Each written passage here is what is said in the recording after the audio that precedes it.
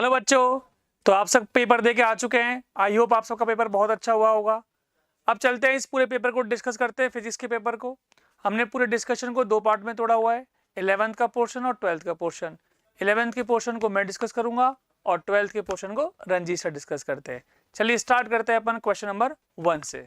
तो पहला क्वेश्चन है, a cubical block is floating in a liquid with half of its volume immersed in the liquid. When the whole system accelerates upward with acceleration of g by 3, the fraction of volume immersed in the liquid will be. देखिए यहाँ पर ये हमसे inside volume के अंदर की बात कर रहा है। तो करते हैं स्टार्ट सवाल को। अगर इस ब्लॉक को देखें तो सवाल कह रहा है कि ये फ्लोट कर रहा है। फ्लोट का मतलब हो गया बेटा नेट फोर्स 0 हो गया। इसका मतलब इसके ऊपर नीचे लग रहा होगा mg और इस mg को जो बैलेंस कर रहा होगा वो होगा बायोन्सी फोर्स। अगर हम दोनों फोर्सेस के एक्सप्रेशंस को लिखें तो हम बोल सकते हैं यहाँ पर दोनों फोर्स बैलेंस है, मतलब mg is equal to force of buoyancy. mg को जब लिखेंगे मास को गायब करें तो मास होता है बेटा डेंसिटी इंटू वॉल्यूम, तो ये हो जाएगा density into volume into g, that is equal to, ये हो गया बेटा बायोन्सी फोर्स, वो हो जाएगा हमारे पास density of liquid inside volume into g. G से जी कैंसिल आउट हो गया। ये देखिए आप जी से जी कैंसिल आउट हो गया। इसका मतलब क्या हुआ? इसका मतलब अगर कंटेनर ए से ऊपर जाए या ए से नीचे जाए, जो इफेक्ट mg में आएगा वही इफेक्ट बायोन्सी में आ जाएगा। तो नेट जो जी का इफेक्ट होगा वो तो नलीफाई हो जाएगा, कैंसिल आउट हो जाएगा। अगर आप यहाँ पे देख पा रहे हैं तो v इनसाइड जो आ रहा है ना बेटा, वो आ रहा है rho by rho L into V. इस पूरे एक्सप्रेशन में कहीं भी जी का कोई जिक्र नहीं है। इसका मतलब जो कंटेनर है उसके एक्सीलरेशन ऊपर हो या नीचे हो, उससे इनसाइड वॉल्यूम का कोई इफेक्ट नहीं आएगा। तो इनसाइड वॉल्यूम जो पहले है वो हाफ है, तो बाद में भी हाफ रहेगी। मतलब क्वेश्चन नंबर 1 का आंसर होगा ऑप्शन नंबर 1। ठीक है, बढ़िया सवाल था, अच्छा कॉन्सेप्ट था। इस कॉन्सेप्ट को दोबारा समझना कि जो इनसाइड वॉल्यूम होगी वो नेट जी इफेक्टिव पे डिपेंड नहीं करेगी। नेक्स्ट क्वेश्चन पे चले बेटा। नेक्स्ट है बेटा कि at the same temperature and pressure the density of two diatomic gases are d1 and d2, the ratio of velocity of sound in these gases will be. तो बेटा velocity of sound हम जानते हैं क्या होती है। velocity of sound अगर आप देखें तो वो होती है गामा p बाय रो का अंडर रूट। ये आप लोगों ने सुना होगा, हीट के अंदर पढ़ा है कि velocity of sound जो आती है वो आती है गामा p बाय रो। अगर आप सवाल में देखें तो लिखा हुआ है टू डायटोमिक गैसेस, मतलब दोनों की दोनों डायटोमिक गैसेस हैं। इसका मतलब दोनों के लिए जो गामा है वो क्या हो गया बेटा, सेम हो गया। अच्छा, लिखा हुआ है कि सेम टेम्परेचर है एंड प्रेशर है, मतलब प्रेशर भी क्या है, सेम, मतलब दोनों के लिए प्रेशर की कहानी भी क्या है, सेम। अच्छा सर, ये तो बहुत आसान सवाल हो गया कि वेलोसिटी ऑफ साउंड जो है वो डेंसिटी के इनवर्स पर डिपेंड करेगी। इसका मतलब क्या हुआ बेटा, और आप देखें तो velocity of sound 1 by velocity of sound 2 का जो रेशो होगा वो डेंसिटी के रेशो का रिवर्स हो जाएगा। मतलब ये हो जाएगा d2 बाय d1 का अंडर रूट, मतलब ऑप्शन नंबर 2। ठीक है बेटा, तो सिंपल फॉर्मूला बेस्ड क्वेश्चन था। नेक्स्ट क्वेश्चन की तरफ बढ़ते हैं बेटा। नेक्स्ट क्वेश्चन अगेन हीट का है कि figure shows graph of pressure versus density. तो प्रेशर और डेंसिटी का ग्राफ हमें दे रखा है और हमसे बोला गया कि दो आइडल गैस के लिए दे रखा है for density, pressure versus density for an ideal gas at 2 temperature. दो टेम्परेचर के लिए दे रखा है T1 और T2 और मुझे बताना है कि T1 T2 में से कौन सा बड़ा है। ठीक है बेटा, देखिए प्रेशर और डेंसिटी का हमारे पास रिलेशन है और हमारे पास दे रखा है कि आइडल गैस है। तो हम सब जानते हैं आइडल गैस के लिए हमने एक फॉर्मूला पढ़ा हुआ है, क्या, P by rho that is equals to RT by MW। चिंता करने की बात नहीं है, आपने ये फॉर्मूला पढ़ा हुआ होगा, और अगर नहीं पढ़ा हुआ है तो आपने एक जनरलाइज फॉर्मूला तो पढ़ा हुआ ही है, PV is equals to NRT। अरे हम इससे भी इस फॉर्मूले को बना सकते हैं। कैसे? PV इज इक्वल्स टू, इस N को क्या लिखेंगे, mass upon molecular weight into RT। अगर देखें बेटा इस मास को इधर लेके जाएं तो क्या बनेगा, PV by M into RT by MW। इसको अगर ध्यान से देखें तो ये हो गया 1 upon density, that means formula will become P by rho is equals to RT by MW। ये भी एक अच्छा रिलेशन होता है, याद होना चाहिए हमें, और अगर ये याद नहीं है तो P बराबर NRT से भी हम इसको डिराइव कर सकते हैं। तो देखिए P बाय रो बराबर क्या हो गया, RT बाय MW। गैस हमारे लिए सेम है, इसका मतलब R बाय MW जो है वो क्या है बेटा, कांस्टेंट है। अच्छा सर, बहुत बढ़िया। इसका मतलब जो P बाय रो है वो डायरेक्टली प्रोपोर्शनल किसके है बेटा, टेम्परेचर के। अगर हम ध्यान से देखें तो हम कह सकते हैं कि यहाँ पर P और रो का जो स्लोप होगा वो भी बेसिकली dP बाय डी रो होगा, या जनरलाइज में कह सकता हूँ कि P बाय रो ही होगा। मतलब इसका जो स्लोप होगा वो डायरेक्टली किससे प्रोपोर्शनल हो गया, टेम्परेचर के। इस ग्राफ का जो स्लोप हुआ वो है यही P बाय रो, तो slope is directly proportional to temperature. इसका मतलब जिसका स्लोप ज्यादा उसका टेम्परेचर भी ज्यादा। दोबारा देखिए कि हमने क्या किया, रिलेशन लगाया P बाय रो बराबर RT by MW। P by rho क्या हो गया, इस ग्राफ का स्लोप हो गया, बहुत बढ़िया। तो स्लोप जो है वो डायरेक्टली प्रोपोर्शनल किसके आ गया, टेम्परेचर के। तो अब स्लोप हम जानते हैं वो क्या होता है, tan थीटा। तो अगर हम ध्यान से देखें तो ये एंगल है θ1 और ये एंगल है θ2। डायग्राम में साफ दिख रहा है कि θ2 इज ग्रेटर देन θ1। इसका मतलब जो स्लोप है वो T1 वाले का ज्यादा है।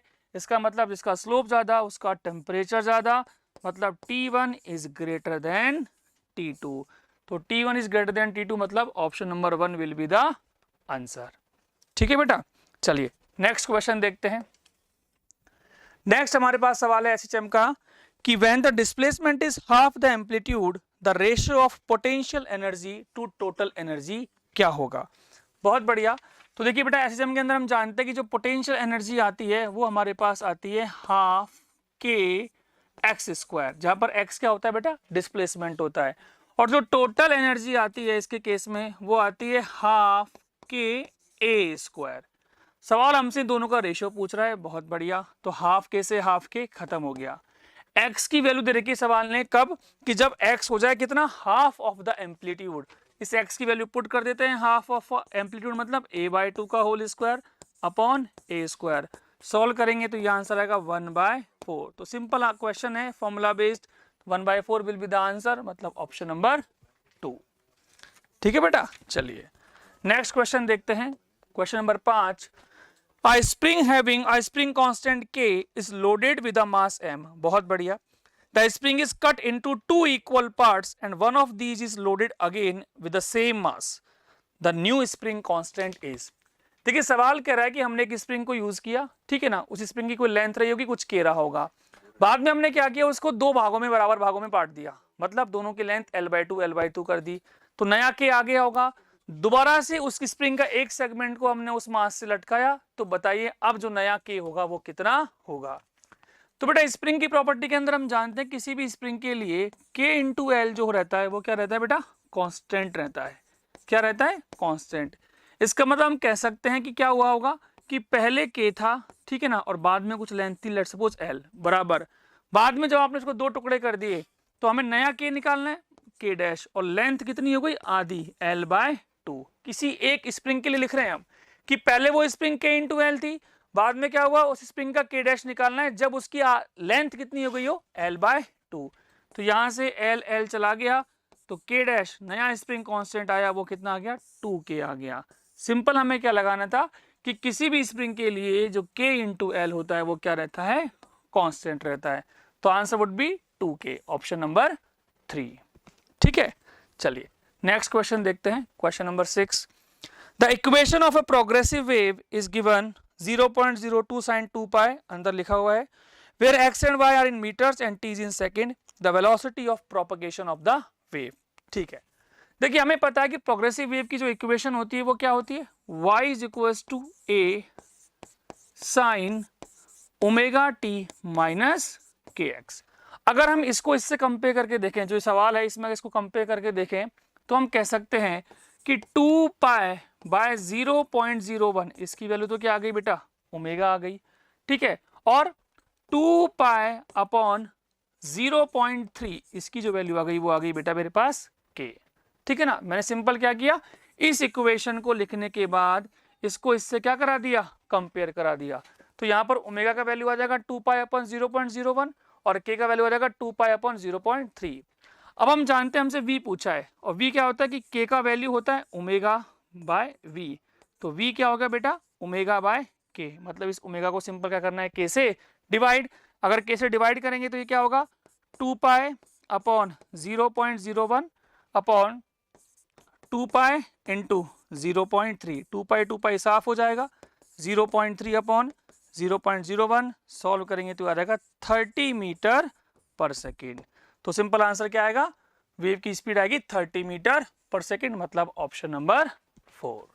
ठीक है, चलिए नेक्स्ट क्वेश्चन देखें बेटा। क्वेश्चन नंबर 7, ये हमारे पास डायमेंशन का एरर का सवाल है। The respective number of significant figures are the numbers दे रखे हैं हमारे पास, और पूछा गया इनके सिग्निफिकेंट फिगर्स क्या होंगे।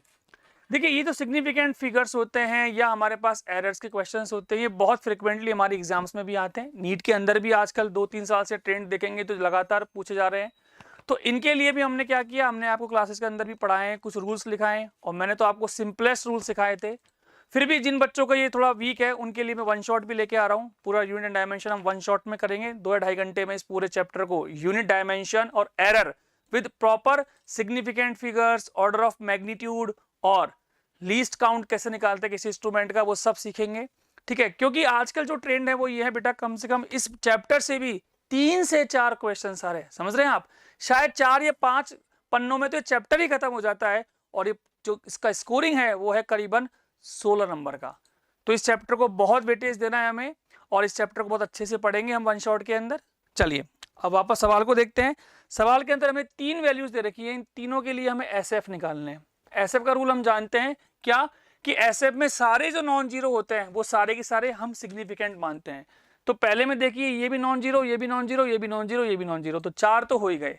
सबसे पहले हमें नॉन जीरो गिनने चाहिए, उसके बाद हमें जीरो गिनना है। अगर जीरो बीच में होती है तो वो हमेशा एसएफ होती है, मतलब पहले में तो ये भी काउंट हो जाएगी, तो पहले के लिए एसएफ हो जाएगी बेटा 5। अब अगर दूसरे वाले क्वेश्चन में देखें तो सबसे पहले देखो नॉन जीरो, नॉन जीरो कितना हो गया 3। अब ये जो जीरो है, ये सारी जीरो है आगे वाली। आगे वाली का मतलब ये नहीं है कि डेसिमल से आगे, आगे वाली का मतलब है पहले नॉन जीरो के आगे वाली। ये ध्यान रखने वाली बात है। आगे का मतलब ये नहीं है कि डेसिमल के आगे, आगे का मतलब है पहले नॉन जीरो से आगे। तो पहले नॉन जीरो से आगे सारी की सारी सिग्निफिकेंट फिगर्स नहीं बनती हैं, तो इसके लिए केवल सिग्निफिकेंट कौन हुआ, 1 हुआ। तो पहले का आंसर हुआ 5, दूसरे का आंसर 1। अगले वाले में देखिए बेटा, ये जो एक्सप्रेशन है ये बेसिकली है साइंटिफिक नोटेशन। इसके अंदर जो ये ए होता है, ए जनरली ये होता है a इंटू 10 की पावर b फॉर्म में। तो उसमें जो a होता है, जितनी a में सिग्निफिकेंट फिगर्स होती हैं उतने ही आंसर में सिग्निफिकेंट फिगर्स होती हैं। इस a के अंदर सिग्निफिकेंट फिगर्स कितनी है, 2। तो आंसर आएगा 5, 1 और 2। देखिए ऑप्शन 5, 1, 2, मतलब ऑप्शन नंबर 2। ठीक है, बहुत आसान क्वेश्चन होता है और बहुत कम मेहनत में हमें 4 नंबर मिल जाते हैं। ठीक है, चलिए नेक्स्ट क्वेश्चन देखते हैं।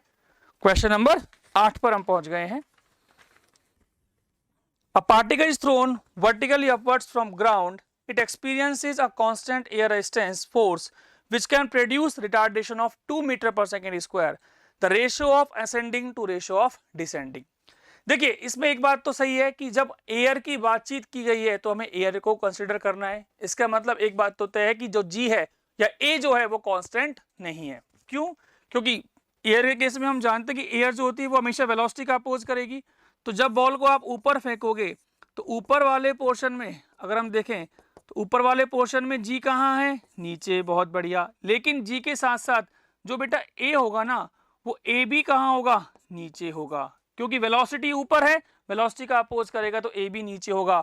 मतलब असेंडिंग में जो नेट ए होगा वो हो जाएगा जी प्लस ए। उसी प्रकार से जब बॉल नीचे आ रही होगी, डिसेंडिंग मोशन में होगी, तो डिसेंडिंग मोशन में हम कह सकते हैं बेटा कि जी तो कहाँ लगेगा, जी तो हमेशा नीचे लगेगा। लेकिन अब वेलोसिटी नीचे है तो एयर का जो ड्रैग लगेगा ना बेटा वो लगेगा ऊपर, मतलब अब ए होगा ऊपर। तो जो नेट नीचे की तरफ इसका एक्सीलरेशन बनेगा वो बनेगा जी माइनस ए। इसका मतलब असेंडिंग मोशन में ये बनेगा जी प्लस ए और डिसेंडिंग मोशन में बनेगा जी माइनस ए। तो एक बात तो तय है बच्चों की, दोनों तरफ एक्सीलरेशन सेम नहीं है। और ये हमने क्लास में पढ़ा है, सीखा है कि जब दोनों तरफ का एक्सीलरेशन सेम होता है तभी आना जाना बराबर होता है, नहीं तो आना जाना बराबर नहीं होता है। यहां पर दोनों साइड का एक्सीलरेशन अलग अलग है, इसका मतलब दोनों का टाइम तो सेम नहीं होगा। तो ऑप्शन नंबर जो 1:1 जो लगता है हमें आंसर, वो तो यहां पर एकदम पाप है लगाना। ठीक है ना। तो अब आंसर कैसे निकालेंगे? मान लीजिए ये हाइट अपन ने फिक्स कर ली, कितनी, h। तो टाइम ऑफ असेंडिंग क्या लिखोगे आप, √2h अपॉन असेंडिंग वाला g। असेंडिंग वाला g कितना हो गया, g प्लस ए। तो ये तो हो गया असेंडिंग टाइम का फॉर्मूला, √2h/g+a। उसी प्रकार डिसेंडिंग टाइम का कितना हो जाएगा, √2h, और g इफेक्टिव क्या हो जाएगा इसमें, g-a, इसका रूट। हमें क्या निकालना है, दोनों का रेशियो ही निकालना है बेटा, असेंडिंग का डिसेंडिंग के साथ दोनों को डिवाइड कर देते हैं। तो देखिए रेशियो निकाल लेते हैं, 2h/g+a इज टू 2h/g-a। तो देखिए 2h खत्म हो जाएगा, यहां पर एक क्या बनेगा, सिंपली बन जाएगा g-a ऊपर चला जाएगा, तो g-a/g+a का रूट। इसका मतलब ये हो गया 10 में से a कितना माना है बेटा, 2, तो ये हो गया 8 अपॉन नीचे कितना हो गया 12, तो ये आंसर आ गया 2/3 का रूट। तो आंसर रहेगा होल रूट 2/3। ठीक है, बढ़िया क्वेश्चन है। ध्यान के रखना है कि एयर की अगर बातचीत होगी तो एयर को हमें कंसीडर करना होगा, और उसमें हमें ध्यान रखना है कि असेंडिंग टाइम के लिए जो जी इफेक्टिव है वो g+a बनेगा, और डिसेंडिंग टाइम के लिए जी इफेक्टिव g-a बनेगा। ठीक है बेटा, चलिए नेक्स्ट क्वेश्चन। बढ़िया क्वेश्चन है क्वेश्चन नंबर 9। एक अच्छा क्वेश्चन है, एक अच्छा कंसेप्ट है। इसमें जो गलती होती है वो एक ऑब्वियस गलती है। ऑब्वियस गलती क्या है, सबको लगता है इसका आंसर क्या आएगा, सर्कल आएगा। देखते बेटा कि वेलोसिटी दे रखी है हमारे पास 3i + 4j, और एक फोर्स लग रहा है इसके ऊपर। क्या लग रहा है, एक फोर्स। और बोला गया कि इस पार्टिकल का पाथ क्या रहा होगा। लिखा हुआ है स्ट्रेट लाइन, पैराबोला, सर्कल और इलिप्टिकल। पहली बात तो ये कि आप देखिए फोर्स कैसा है, ये फोर्स है कांस्टेंट। मैं आपको सिखा रहा हूं कि सवाल को कैसे अप्रोच करना है जब कभी किसी पाथ की बात हो। देखिए आप हमेशा देखिए पहले फोर्स या एक्सीलरेशन को। अगर फोर्स या यूं कहें एक्सीलरेशन कांस्टेंट होता है, ध्यान रखिए इस बात को बेटा, अगर फोर्स या एक्सीलरेशन कांस्टेंट होता है तो पार्टिकल के पास केवल 2 ही पाथ पॉसिबल हैं, या तो पार्टिकल स्ट्रेट लाइन में चलेगा या पार्टिकल पैराबोलिक पाथ में चलेगा। इसका मतलब अगर आप यहां पे ये पहचान लेते कि फोर्स जो है वो कांस्टेंट है। अब कई बच्चे समझ रहे हैं सर ये कैसे समझे कि फोर्स कांस्टेंट है, लिखा हुआ भी है। अरे भैया देखिए लिखा हुआ भी आगे कांस्टेंट फोर्स, और अगर नहीं लिखा हुआ तो भी आप देख सकते हैं यहां से। देखिए इसका मैग्नीट्यूड हमेशा क्या रह रहा है, कांस्टेंट, और डायरेक्शन भी क्या है, कांस्टेंट। जब जिस फोर्स के लिए मैग्नीट्यूड और डायरेक्शन दोनों ही कांस्टेंट है तो यार फोर्स कैसा हो गया, कांस्टेंट हो गया। इसका मतलब ये फोर्स कांस्टेंट है। तो याद रखेंगे कांस्टेंट फोर्स पे ओनली जो बॉडी होती है उसके पास 2 ही पाथ पॉसिबल है, या तो स्ट्रेट लाइन या पैराबोला। इसका मतलब एलिप्स वाला ऑप्शन, ठीक है, और कौन सा, सर्कल वाला ऑप्शन, ये दोनों तो सिरे से खारिज हो जाएंगे। केवल 2 ही ऑप्शन बचेंगे, वो है पैराबोला और स्ट्रेट लाइन। अब इसमें से कैसे चूज करते हैं कि स्ट्रेट लाइन है या पैराबोला, ये डिपेंड करता है इनिशियल वेलोसिटी और एक्सीलरेशन या फोर्स के बीच का एंगल। देखिए कैसे याद रखिए, आप इसको इस तरीके से याद रखिए कि अगर मान लीजिए कभी ए कांस्टेंट होता है, ए अगर कांस्टेंट होता है ना बेटा, तो केवल 2 ही पाथ पार्टिकल के पास पॉसिबल है, या तो होगा पार्टिकल स्ट्रेट लाइन में, ठीक है, इससे जुड़ी हुई बात मैं बता रहा हूं आपको, या पार्टिकल चलेगा पैराबोला में। तभी तो ऐसा होता है ना यार कि जो प्रोजेक्टाइल मोशन होता है वो पैराबोलिक मोशन है, और जो मोशन अंडर ग्रेविटी हम पढ़ते हैं वर्टिकल मोशन, वो 1D मोशन है, वो स्ट्रेट लाइन मोशन है। क्योंकि दोनों ही केसेस में जो एक्सीलरेशन है वो जी होता है, या यूं कहें एक्सीलरेशन कांस्टेंट होता है। प्रोजेक्टाइल के अंदर ये थोड़े कि पाथ सर्कल होता है, प्रोजेक्टाइल में पाथ पैराबोलिक होता है, क्योंकि वहां पर ए जो है वो कांस्टेंट है। तो स्ट्रेट लाइन कब बनता है, जब यू एंड ए कोलिनियर हो। आप तो याद रखिए कोलिनियर का मतलब एक ही लाइन में हो। जब एक्सीलरेशन और इनिशियल वेलोसिटी एक ही लाइन में होंगे तो हमेशा स्ट्रेट लाइन बनेगा, और अगर एक ही लाइन में नहीं होंगे इसका मतलब दोनों के बीच में कोई एंगल होगा, तो हम कह सकते हैं कि वो क्या होगा, एक प्रोजेक्टाइल होगा या एक पैराबोलिक होगा। ठीक है ना, पैराबोलिक में क्या होगा, दोनों के बीच कोई ऑब्लिक एंगल हो। ऑब्लिक एंगल का मतलब बेटा यही हो गया कि 0 और 180 ना हो, कोई ऑब्लिक एंगल हो। ऑब्लिक एंगल का मतलब क्या हो गया कि एंगल 0 और 180 नहीं है। ठीक है, तो अब पहले देखिए इसके बीच में एंगल कितना है, तो ये फोर्स रहा और ये वेलोसिटी रही। अगर दोनों में एंगल निकालना है, मतलब दोनों का डॉट प्रोडक्ट देखें, तो अगर दोनों का डॉट प्रोडक्ट आप करोगे तो आपको दिख रहा है कि फोर्स डॉट वेलोसिटी जो है वो 0 आ रहा है। और ये हम जानते हैं कि अगर दो वेक्टर्स का डॉट प्रोडक्ट 0 होता है, इसका मतलब दोनों फोर्स एक दूसरे के परपेंडिकुलर होते हैं। यहाँ तक तो आपने सोच लिया होगा कि जो यहाँ पर V जो है वो परपेंडिकुलर है किसके बेटा, फोर्स के। तो अब हमें तुरंत क्या लगता है यार, V परपेंडिकुलर है फोर्स के, इसका मतलब तो क्या हुआ, इसका मतलब तो जो आंसर है वो स्ट्रेट लाइन होना चाहिए। लेकिन हमें ये भी देखना है कि ये फोर्स जो है वो कैसा है, कांस्टेंट है। पार्टिकल की वेलोसिटी यूं रही होगी, इस पर फोर्स रहा होगा ऐसे, तो क्या हुआ होगा, ये पार्टिकल इसकी वजह से क्या करेगा, ये वाला कंपोनेंट देखें तो कुछ इस प्रकार से हो रहा होगा। देखिए ये जो यहां पर रहा होगा, ये कितना एंगल है, 90 डिग्री का एंगल है। कितना एंगल है, 90 डिग्री। तो इसको थोड़ा कर्व कर देगा इस प्रकार से, और ये ऐसा कुछ घूमेगा, कुछ प्रोजेक्टाइल में घूमेगा, सर्कल नहीं घूमेगा। सर्कल के लिए तो हर इंस्टेंट पे, सर्कल के लिए हर इंस्टेंट पे क्या होना पड़ता, 90 डिग्री का एंगल होना पड़ता, जबकि यहां 90 डिग्री का एंगल केवल इनिशियली बन रहा होगा, बाद में 90 डिग्री का एंगल नहीं रहेगा। ठीक है बेटा, चलिए आगे बढ़ते। एक बढ़िया क्वेश्चन था, आंसर क्या आएगा इसका, आंसर आएगा पैराबोलिक। क्यों, क्योंकि आप तो एक आप बात ध्यान रखिए ना यार, कि अगर ए कांस्टेंट होता है तो केवल दो ही पाथ पॉसिबल है, स्ट्रेट लाइन या पैराबोला। ठीक है, चलिए नेक्स्ट क्वेश्चन की ओर बढ़े, क्वेश्चन नंबर 10 को। क्वेश्चन नंबर 10 क्या कह रहा है, a block of mass 1 kg lies on a horizontal surface in a truck, the coefficient of static friction between the block and the surface is 0.6। ठीक है भैया, म्यू एस दे रखा है हमें। If the acceleration of the truck is 5 metre पर second square, the friction force acting on the block, block पर कितना friction force लग रहा है। देखिए अगर डायग्राम को देखें तो कुछ इस प्रकार से हो रहा होगा कि जो ट्रक है ये आगे जा रहा है, मान लीजिए कितने से, 5 मीटर पर सेकेंड स्क्वायर से। ये जो ब्लॉक है, ब्लॉक का मास दे रखा है 1 किलो, ठीक है ना। तो अब मुझे बताना है कि इस पर जो फ्रिक्शन फोर्स लग रहा होगा वो कितना लग रहा होगा। फ्रिक्शन फोर्स की वैल्यू मुझसे पूछिए। सबसे पहले पहचान क्या है, मैंने आपको बताया था क्लास के अंदर, या यूं कहीं आप जनरलाइज भी याद रखिए कि जब बड़ी बॉडी के अंदर छोटी बॉडी हो, क्या हो, जब बड़ी बॉडी के अंदर छोटी बॉडी हो और बड़ी बॉडी का एक्सीलरेशन गिवन हो, तो try to solve the question with pseudo force.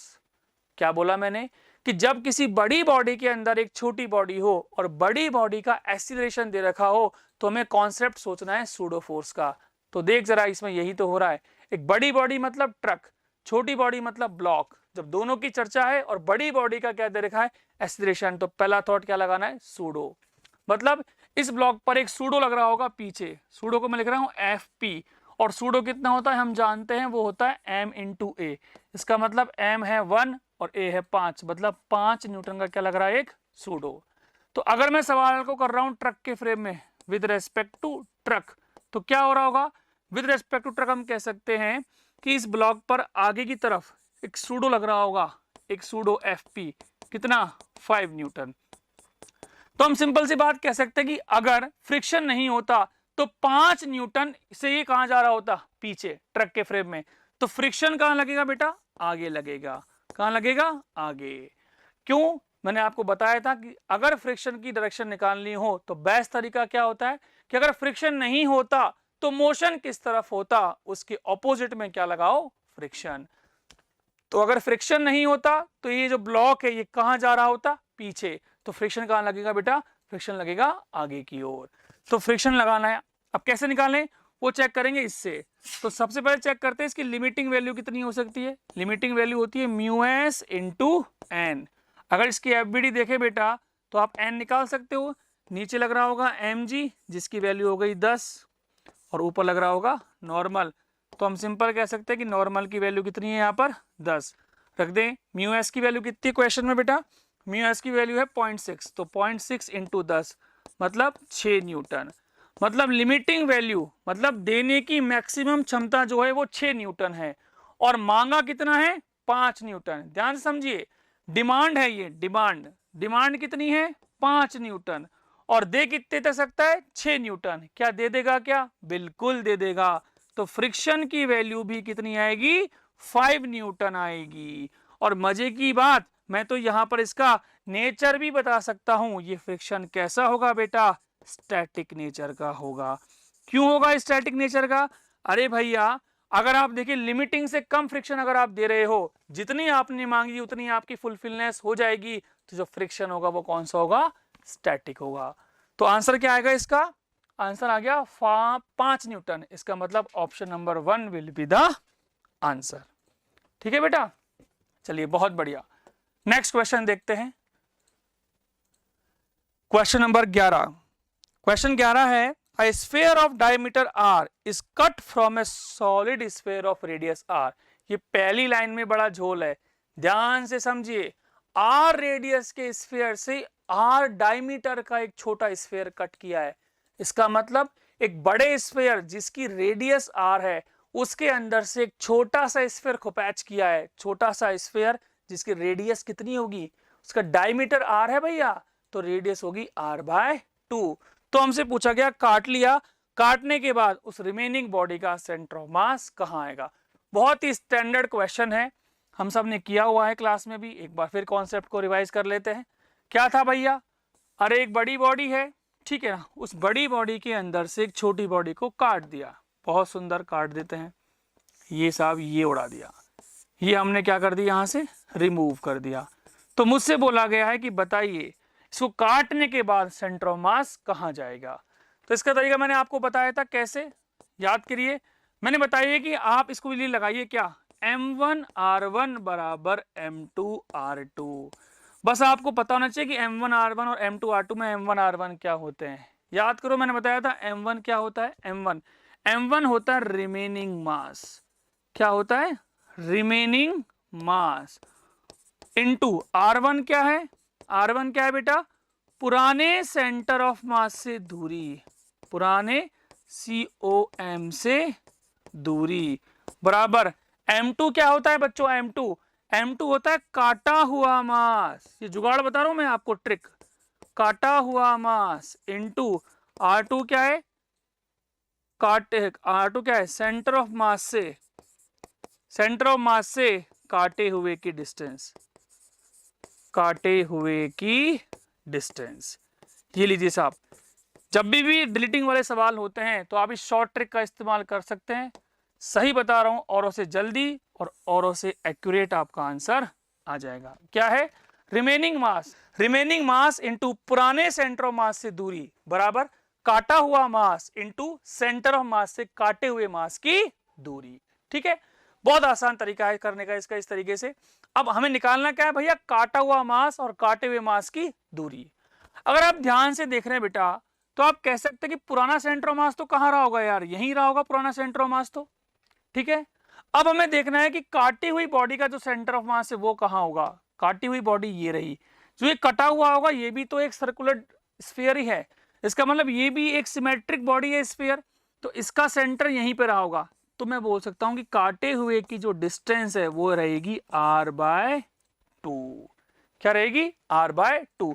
r/2 का मतलब क्या है, r/2 तो इसकी रेडियस हो गई, तो जो इसकी रेडियस है r/2 वही क्या हो गया, काटे हुए सेंटर ऑफ मास की दूरी हो गई है। ठीक है, क्योंकि ये पूरी r है बेटा, तो ये कितनी हो गई, r/2 हो गई। बहुत बढ़िया।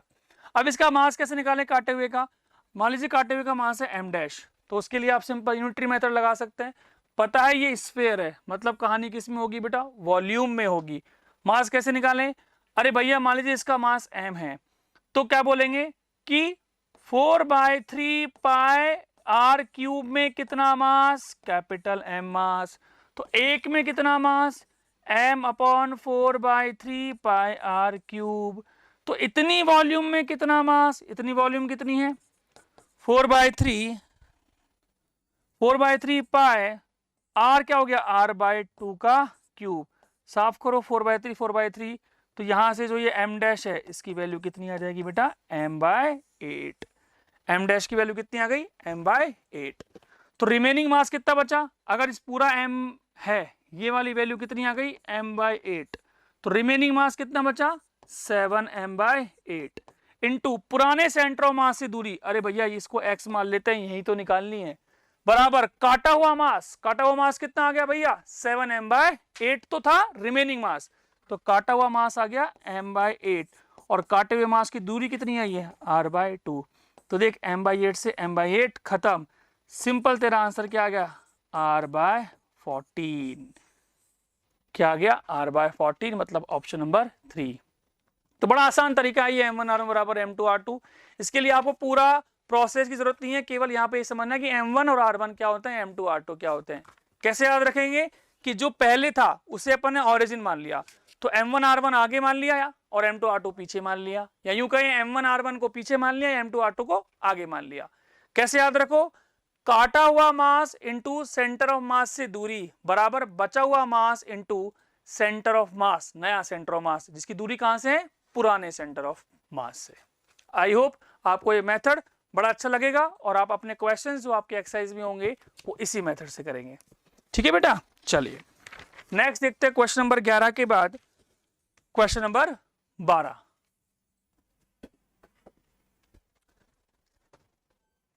Two blocks of mass 3 kg and 6 kg respectively are placed on a smooth horizontal surface.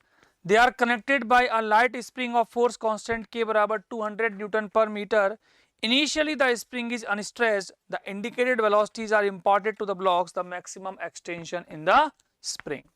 देखिए ये क्वेश्चन हमारे पास है, 3 kg वाले के पास इनिशियल स्पीड है 1 और 6 kg वाले के पास है 2। बोला गया कि इस स्प्रिंग में मैक्सिमम जो हमारे पास एक्सटेंशन होगा वो कितना होगा। देखिए बड़े कॉन्सेप्ट का क्वेश्चन होता है ये। आप समझिए कि जैसे ही ये ब्लॉक पीछे जाएगा, इस पर एक स्प्रिंग फोर्स कहाँ लगेगा बेटा, ऐसे लगेगा एनएलपी की तरफ, मान लीजिए इसको बोल रहे हैं एफएसपी, और उस एंड पे क्या लगेगा, उस एंड पे यहां लगेगा एफएसपी।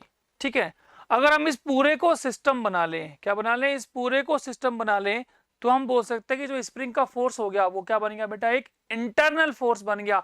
मतलब इस सिस्टम पर बाहर से कोई फोर्स नहीं है हॉरिजॉन्टल डायरेक्शन में, इसका मतलब इसका मोमेंटम कंजर्व रहेगा। और खास बात क्या है कि इसकी जो काइनेटिक एनर्जी कम होगी, वो काइनेटिक एनर्जी जो होगी वही किसमें स्टोर होगी, स्प्रिंग में स्टोर होगी। तो इसको शॉर्ट तरीका क्या है करने का, जब भी ऐसे सवाल होते हैं जिनमें हमारे पास वेलोसिटीज गिवन होती है और बाद में मैक्सिमम एक्सटेंशन पूछता है, तो उसके लिए सबसे आसान तरीका हमारे पास क्या होता है बेटा, सबसे आसान तरीका होता है सेंटर ऑफ मास फ्रेम में। सेंटर ऑफ मास फ्रेम में एक फॉर्मूला आप याद रखिए जो एक लाइन में आपके लिए आंसर लाएगा। क्या है सेंटर ऑफ मास फ्रेम में, कि जो हमारे पास स्प्रिंग में एनर्जी आएगी मैक्सिमम एक्सटेंशन में, वो आ गई हाफ के एक्स मैक्स का स्क्वायर, और वो हमेशा आएगा half into mu into you relative का स्क्वायर। यहां पर ये म्यू क्या है भैया, ये म्यू होता है बच्चों रिड्यूस्ड मास। क्या होता है, रिड्यूस्ड मास, जिसका फॉर्मूला आप सबको याद है m1 m2 upon m1 plus m2। तो इस बात को ध्यान रखिएगा कि रिड्यूस मास का फॉर्मूला है m1 m2 upon m1 plus m2। और दूसरी बात ये कि जब भी वेलोसिटीज गिवन हो और मैक्सिमम एक्सटेंशन पूछे, आप झटके से ये फॉर्मूला लगा दीजिए, एक लाइन में आपका आंसर आ जाएगा, हाफ के एक्स मैक्स का स्क्वायर बराबर हाफ म्यू यू रिलेटिव, मतलब इनिशियल वेलोसिटीज का स्क्वायर। तो यहां पर अप्लाई करते हैं बेटा, हाफ इंटू के हमारे पास क्वेश्चन में गिवन है, स्प्रिंग कांस्टेंट कितना है 200। बहुत सुंदर, एक्स मैक्स हमने निकालना है बराबर हाफ इंटू म्यू क्या है m1 m2 upon m1 plus m2। तो ये क्या हो जाएगा 3 इंटू 6 का मतलब हो गया 18/9। फिर क्या आएगा into you relative, you relative का मतलब है रिलेटिव वेलोसिटीज का स्क्वायर। तो देखिए एक 1 इधर है और 2 इधर है, दोनों अपोजिट डायरेक्शन में है, तो रिलेटिव वेलोसिटीज में ऐड हो जाएगा। तो 2 और 1 3, तो 3 का स्क्वायर क्या हो गया यहाँ पर 9 हो गया। इसको सॉल्व कर लेते हैं, हाफ से तो हाफ गया, ये कितनी बार गया 2 बार, ठीक है ना, 2 से ये कितनी बार गया 2 बार, तो यहां से जो एक्स मैक्स आएगा वो मेरे पास कितना आ गया 9/100, मतलब कितना 0.3 मीटर। लेकिन ऑप्शन सारे सेंटीमीटर में, कोई नहीं 100 से मल्टीप्लाई कर लेते हैं तो आंसर आ जाएगा 30 सेंटीमीटर। तुरंत आंसर आएगा। आपको केवल क्या है, ये जो इसका कॉन्सेप्ट है वो याद होना चाहिए। आंसर क्या आ गया 30 सेंटीमीटर। ठीक है बच्चों, next question. A solid cylinder of mass 3 kg is rolling on a horizontal surface with velocity 4 meter per second. It collides with a spring of force constant 200 Newton per meter. The maximum compression produced in the spring will be.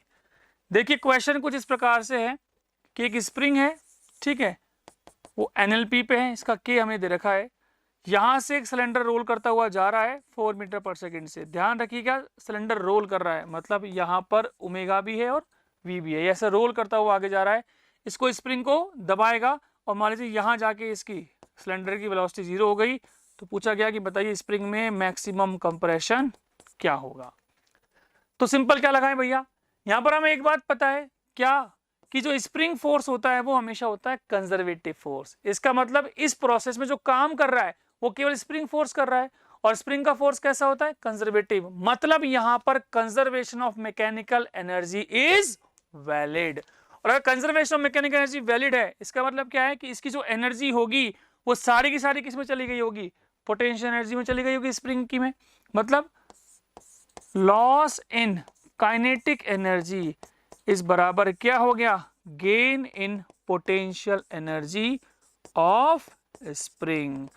अब बस क्या करना है हमें, kinetic energy लिखना आनी चाहिए किसकी, रोलिंग की। और वो कितनी होती है बच्चों, हाफ एम वी स्क्वायर। मनी मन में बोलते रहो, half m v square into, बहुत बढ़िया, 1 plus k square by r square, बराबर पोटेंशियल एनर्जी कितनी हो गई स्प्रिंग में, हाफ के एक्स स्क्वायर। और मान लीजिए मुझे एक्स मैक्स निकालना है तो मैं इसको एक्स मैक्स मान लेता हूँ। हाफ से हाफ गया। अब सब डेटा क्वेश्चन में गिवन है। एम दे रखा है 3, स्पीड दे रखी है 4 का स्क्वायर मतलब 16, 1 plus k square by r square.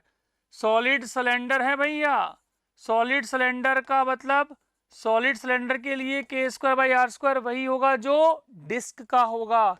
इसका मतलब कितना होगा, 1/2। तो ये हो गया 1/2 बराबर के कितना दे रखा है 200 इंटू एक्स मैक्स का स्क्वायर। तो यहां से अगर देखें बेटा, देख कितना आ गया, ये आ गया कितना 3/2, 2 से 2 गया 8, तो ये आ गया 9 इंटू 8, ये तो आएगा। देखिए 3/2, 2 से गया 8 बार,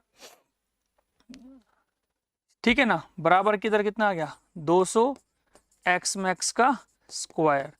तो यहां से जो एक्स मैक्स आएगा वो कितना आ गया बेटा, वो आ गया 36/100 का रूट, मतलब 0.6 मीटर। मतलब आंसर आ गया फोर्थ ऑप्शन 0.6 मीटर। ठीक है, चलिए नेक्स्ट क्वेश्चन नंबर 14 देखते हैं। The earth is assumed to be a sphere of radius r. A platform is arranged at a height 2r from the surface of the earth. Surface से 2r है। The escape velocity of a body from this platform is fv, where v is the escape velocity from the surface of earth, then the value of f is। बढ़िया question है। Question क्या है बेटा, कि मान लीजिए ये अर्थ है, ठीक है ना, अर्थ की सरफेस से 2r ऊपर, यहां पर मान लीजिए कोई प्लेटफॉर्म सेटअप कर रखा है, और यहां से आपने किसी भी एक पार्टिकल को, मान लीजिए m मास के पार्टिकल को क्या किया है, एस्केप किया है। तो यहां से जो आप एस्केप कर रहे हो उसकी एस्केप वेलोसिटी है fb। तो बताइए अगर वो v सरफेस से एस्केप की वेलोसिटी होती तो इस f की वैल्यू क्या होती। तो हमें पता है कि इसमें ग्रेविटेशन में जब हम किसी की प्रोजेक्शन कर रहे होते हैं तो यहां पर केवल और केवल mg का फोर्स लग रहा है, मतलब ग्रेविटेशन फोर्स लग रहा है। और ये भी हमें पता है कि ग्रेविटेशन फोर्स भी एक कंजर्वेटिव फोर्स होता है, मतलब यहां पर भी conservation of mechanical energy valid रहेगा। बहुत बढ़िया। तो एक काम करते हैं, इस पॉइंट ए से और अनंत तक क्या लगाते हैं, कंजर्वेशन ऑफ मैकेनिकल एनर्जी। मतलब यहां पर काइनेटिक प्लस पोटेंशियल बराबर अनंत पर काइनेटिक प्लस पोटेंशियल। यहां पर काइनेटिक कितनी, half f v square into m हो गया, हाफ एम वी स्क्वायर। फिर पोटेंशियल दिखनी है यहां पर, ध्यान रहे उसमें दूरी कहां से आती है, सेंटर से। मान लीजिए इसकी रेडियस कितनी है आर, तो पोटेंशियल एनर्जी कितनी होगी, minus G M mass of earth, छोटा मास अपॉन दूरी कितनी आएगी सेंटर से 3r, बराबर अनंत पर काइनेटिक 0 और पोटेंशियल भी 0। यहां से अगर देखें तो छोटा m और छोटा m खत्म हो जाएगा, तो एफ स्क्वायर वी स्क्वायर की वैल्यू कितनी आ जाएगी बेटा, देखिए इसको इधर लेके जाएंगे ऊपर जाएगा 2gm/3r। तो एफ की वी की वैल्यू कितनी आ गई, 2gm/3r का अंडर रूट। अब ये जो v है वो क्या है बेसिकली बेटा, एस्के वेलोसिटी है सरफेस से। अब आपको याद होना चाहिए कि सरफेस से जो एस्के वेलोसिटी होती थी वीई, जिसको नाम देते थे अपन, वो आती है अंडर रूट 2gm/r। तो एक काम करते हैं, इसको ऐसे लिख दें क्या, देख √2gm/r एक तरफ लिख देते हैं, इनटू क्या बच गया 1/√3। इस पूरी वैल्यू को अगर ध्यान से देखें तो ये क्या है, escape velocity of any object from surface of earth, उसको सवाल ने v माना है तो ये भी v हो गया, तो इस v से ये v कट जाएगा, इसका मतलब जो f की वैल्यू आ गई वो आ गई 1/√3। सिंपल एनर्जी कंजर्वेशन लगाना था, आंसर आ जाएगा ऑप्शन नंबर 1। चलिए बेटा नेक्स्ट क्वेश्चन देखते हैं, क्वेश्चन नंबर 15। ये भी अगेन ग्रेविटेशन का क्वेश्चन है। The potential energies of a planet in an elliptical orbit around the sun at positions A B C are this and this. A C major axis है और S B is perpendicular to S C. तो मुझे बताना है कि potential energies का relation क्या होगा। देखिए हम सबने जाना है केपलर लॉ का लॉ, आपको याद है केपलर साहब का लॉ, वो क्या है कि जो v इंटू आर होता है वो हमेशा कांस्टेंट होता है। इसका मतलब अगर r बढ़ेगा, r मतलब सन से डिस्टेंस बढ़ेगी, तो किसी भी सैटेलाइट की जो प्लेनेट के अराउंड घूम रहा होगा उसकी स्पीड कम हो जाएगी। हमें चर्चा करनी है पोटेंशियल एनर्जी की, तो सर आप स्पीड की बात क्यों कर रहे हो? अरे यहां पर देखिए सन और प्लेनेट को अगर सिस्टम बनाएंगे तो हमेशा कंजर्वेटिव फोर्स लग रहा है, मतलब यहां पर भी मैकेनिकल एनर्जी कंजर्व रहने वाली है। अच्छा मतलब काइनेटिक प्लस पोटेंशियल का सम सर जी क्या रहेगा, कांस्टेंट रहेगा। मतलब अगर काइनेटिक ज्यादा होगी तो पोटेंशियल एनर्जी कम होगी, तभी तो दोनों का सम क्या रह पाएगा, कांस्टेंट रह पाएगा।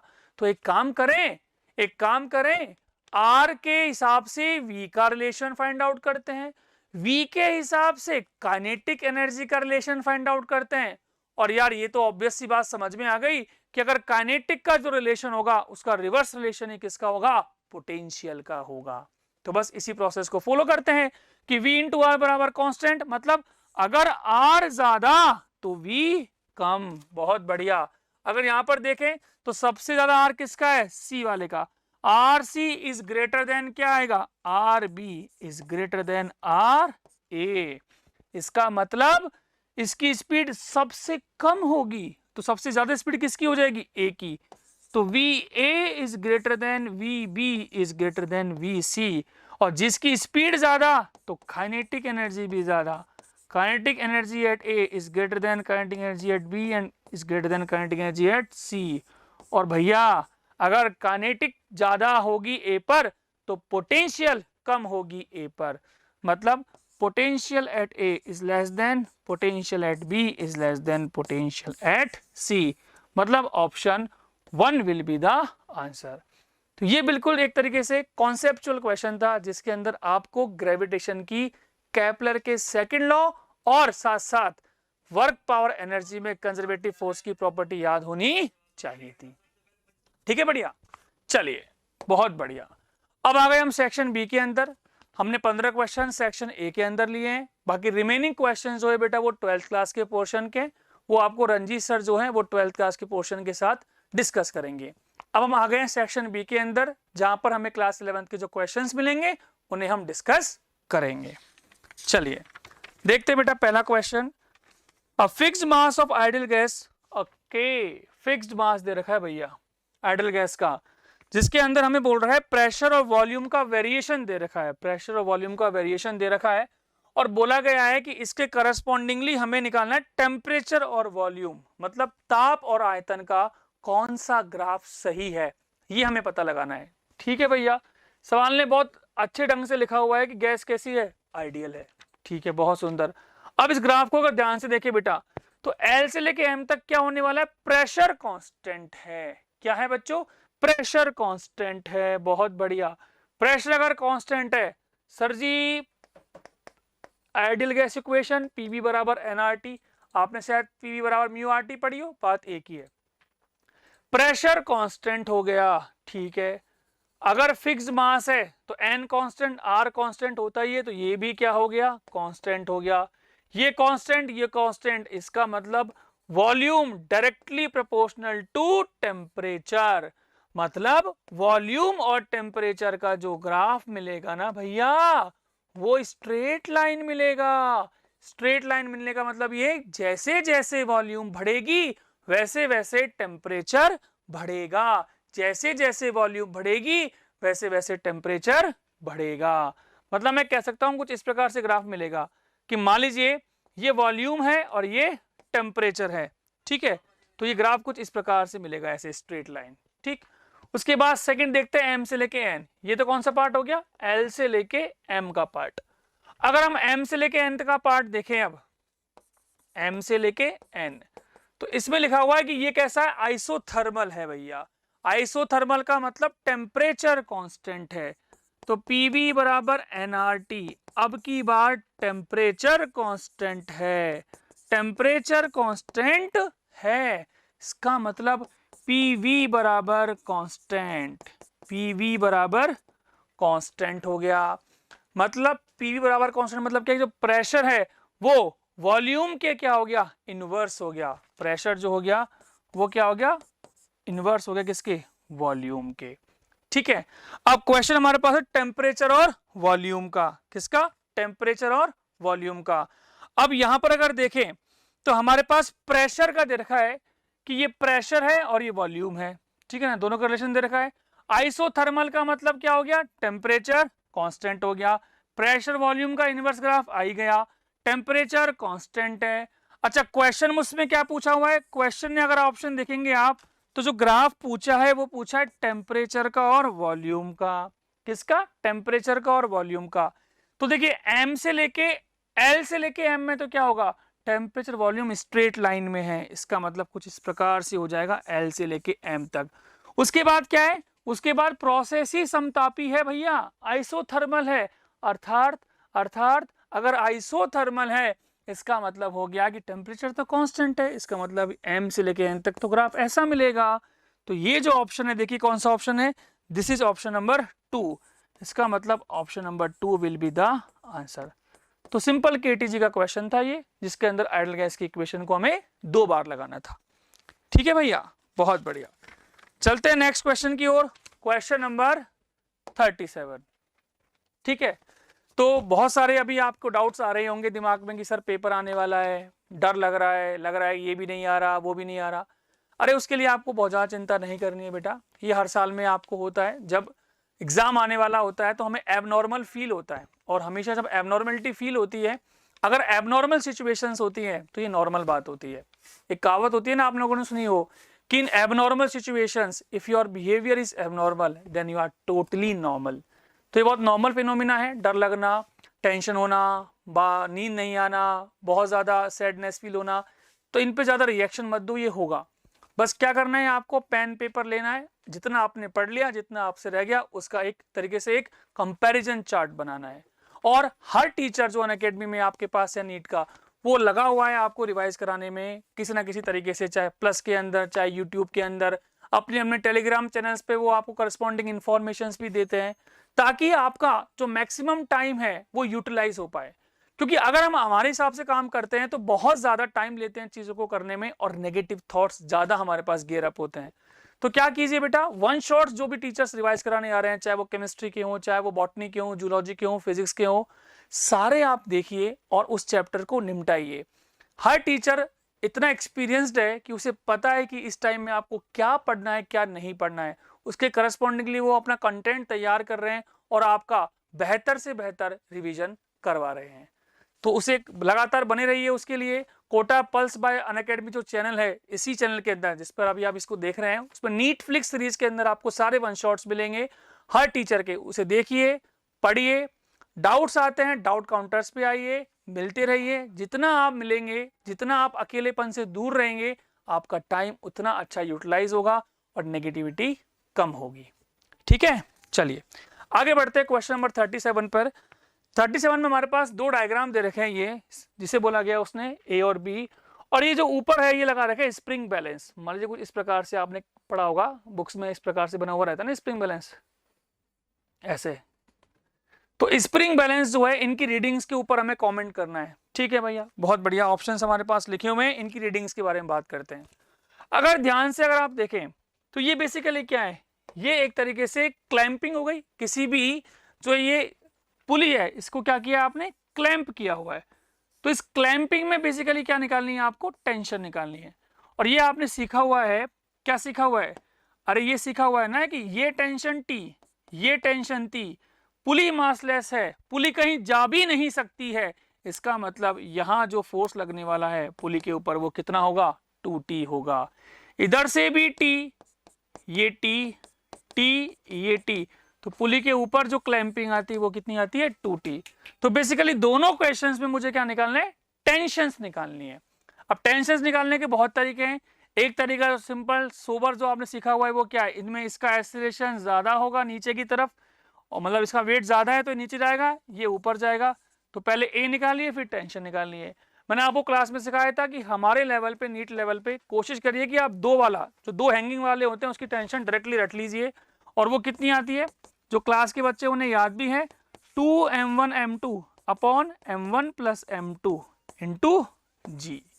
तो लगा दीजिए 2 इंटू m1 कितना बेटा 6, m2 कितना हो गया 2 अपॉन कितना हो गया 8 इंटू जी। तो ये कितना हो गया बेटा 3g हो गया, कितना हो गया 3g। याद रहे 3g इज टेंशन, लेकिन मुझे स्प्रिंग बैलेंस में टेंशन निकालनी है। स्प्रिंग बैलेंस क्या नापता है, इसके अंदर की टेंशन, और इसके अंदर की टेंशन कितनी है 2T। मतलब पहले केस के लिए जो 2T है, मतलब रीडिंग ऑफ स्प्रिंग बैलेंस ए है, वो कितनी आएगी, वो आएगी 6G। इसी प्रकार से अगर आप सेकंड बी वाले पार्ट को करेंगे तो उसके लिए टेंशन कितनी आएगी, अरे दोनों मास सेम है ना यार, तो टेंशन भी कितनी आएगी 4G आएगी। टेंशन 4G आई तो ये जो स्प्रिंग लगी हुई है उसमें टेंशन होती है 2T, मतलब 2T की वैल्यू या स्प्रिंग बैलेंस इन V वो कितना आ गया 4G plus 4G, that means 8G आ गया। तो क्या कहेंगे, पहले का जो आंसर होगा ए का वो तो हमारे पास आएगा कितना 6G, और दूसरे का आंसर आएगा 8G। तो ऑप्शन देखिए कौन सा है, ऑप्शन नंबर 2 कि reading in A is less than 8G and reading in B is 8G, मतलब ऑप्शन 2 इज आंसर। ठीक है भैया, चलिए बहुत बढ़िया, शानदार। Next question, question number 38।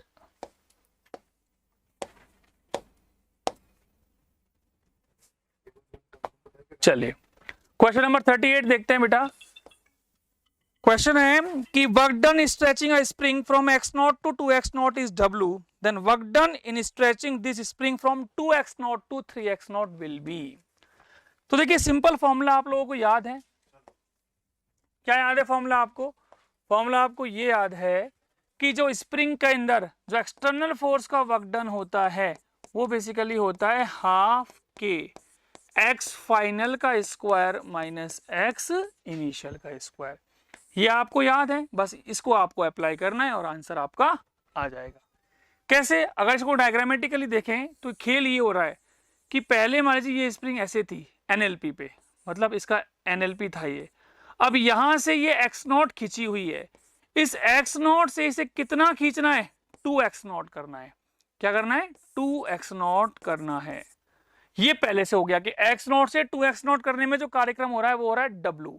अब सवाल कह रहा है कि इसको 2x0 से 3x0 करना है, मतलब ये तो इसका इनिशियल पोजीशन हो गया, अब इसको ये खींचना है, ये फाइनल पोजीशन है कि ये कितना हो जाए यहां से लेके यहां तक 2x0 से 3x0, मतलब ये जो वैल्यू है ये हो जाए 3x0। तो मुझे बताना है कि ये वर्क डन कितना होगा, ये वर्क डन कितना होगा, ये हमें निकालना है। तो सिंपल क्या करते हैं, एक काम करते हैं, इसको पहले यहां से यहां तक लगा देते हैं इसको, ठीक है। अगर हम देखें तो इसको नाम देते हैं मान लीजिए ए पोजीशन, ये बी पोजीशन और ये सी पोजीशन। तो पहले एक्सटर्नल वर्क डन निकाल लेते हैं, कहां से कहां तक का, बी से और ए तक का। वो हमारे पास देगा सवाल ने कितना W, तो रख देते हैं इसको हाफ इंटू के।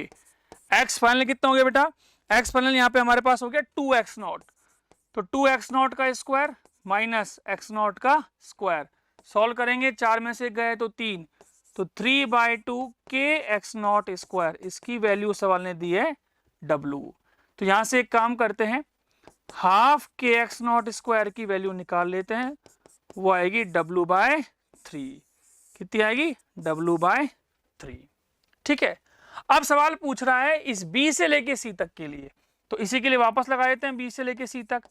तो बी से लेके सी तक के लिए डब्ल्यू डैश निकालना है ना मुझे, वो कितना होगा हाफ इंटू के, फाइनल कितना होगा बेटा एक्स, अब 3x0, तो 3x0 का स्क्वायर माइनस 2x0 का स्क्वायर, ठीक है, यही तो होगा 3x0 का होल स्क्वायर और 2x0 का होल स्क्वायर।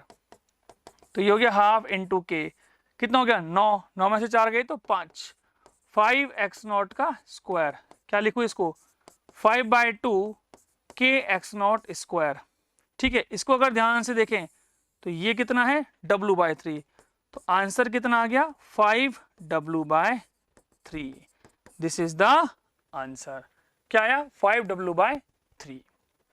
ये वो अप्रोच है जो आपको बुक्स के अंदर मिलेगी या आपको क्लास के अंदर बताई थी, लेकिन अगर आप मेरी क्लास के स्टूडेंट थे तो शायद आपको ये बात याद है कि मैंने इसका एक शॉर्ट ट्रिक बताया था।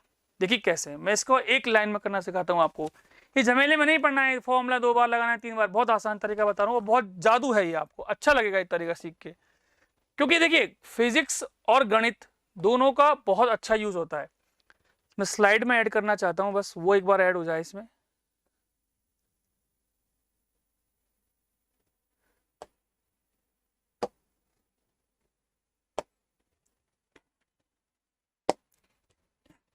ठीक है,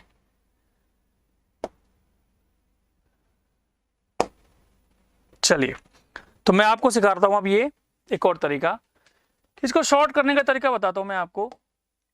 कि देखिए आप लोगों ने एक सुना होगा गैलीलियो लॉ, क्या सुना होगा गैलीलियो लॉ काइनेमेटिक्स के अंदर। अब वो जरूर थोड़ी काइनेमेटिक्स के अंदर लगे यार, गणित को थोड़ी पता है कि आप काइनेमेटिक्स पढ़ रहे हो या वर्क पावर एनर्जी पढ़ रहे हो। गणित क्या कहती है, गैलीलियो लॉ क्या था पहले वो बात करते हैं।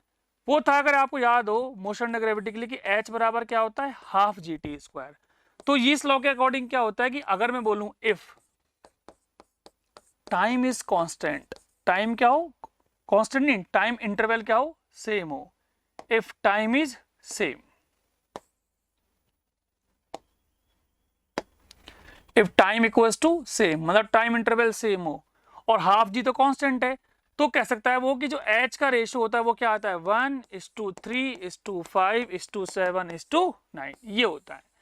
अब ये गैलीलियो लॉ था, मैं इसे गणित की तरह लगा रहा हूं, कैसे कि यार गणित को थोड़ी पता है, गणित तो कहते हैं जब भी कोई ऐसी कहानी होगी तो सेम कहानी हो सकती है ना, कि वर्क डन क्या होता है स्प्रिंग के अंदर हाफ के एक्स स्क्वायर, कितना होता है हाफ के एक्स स्क्वायर।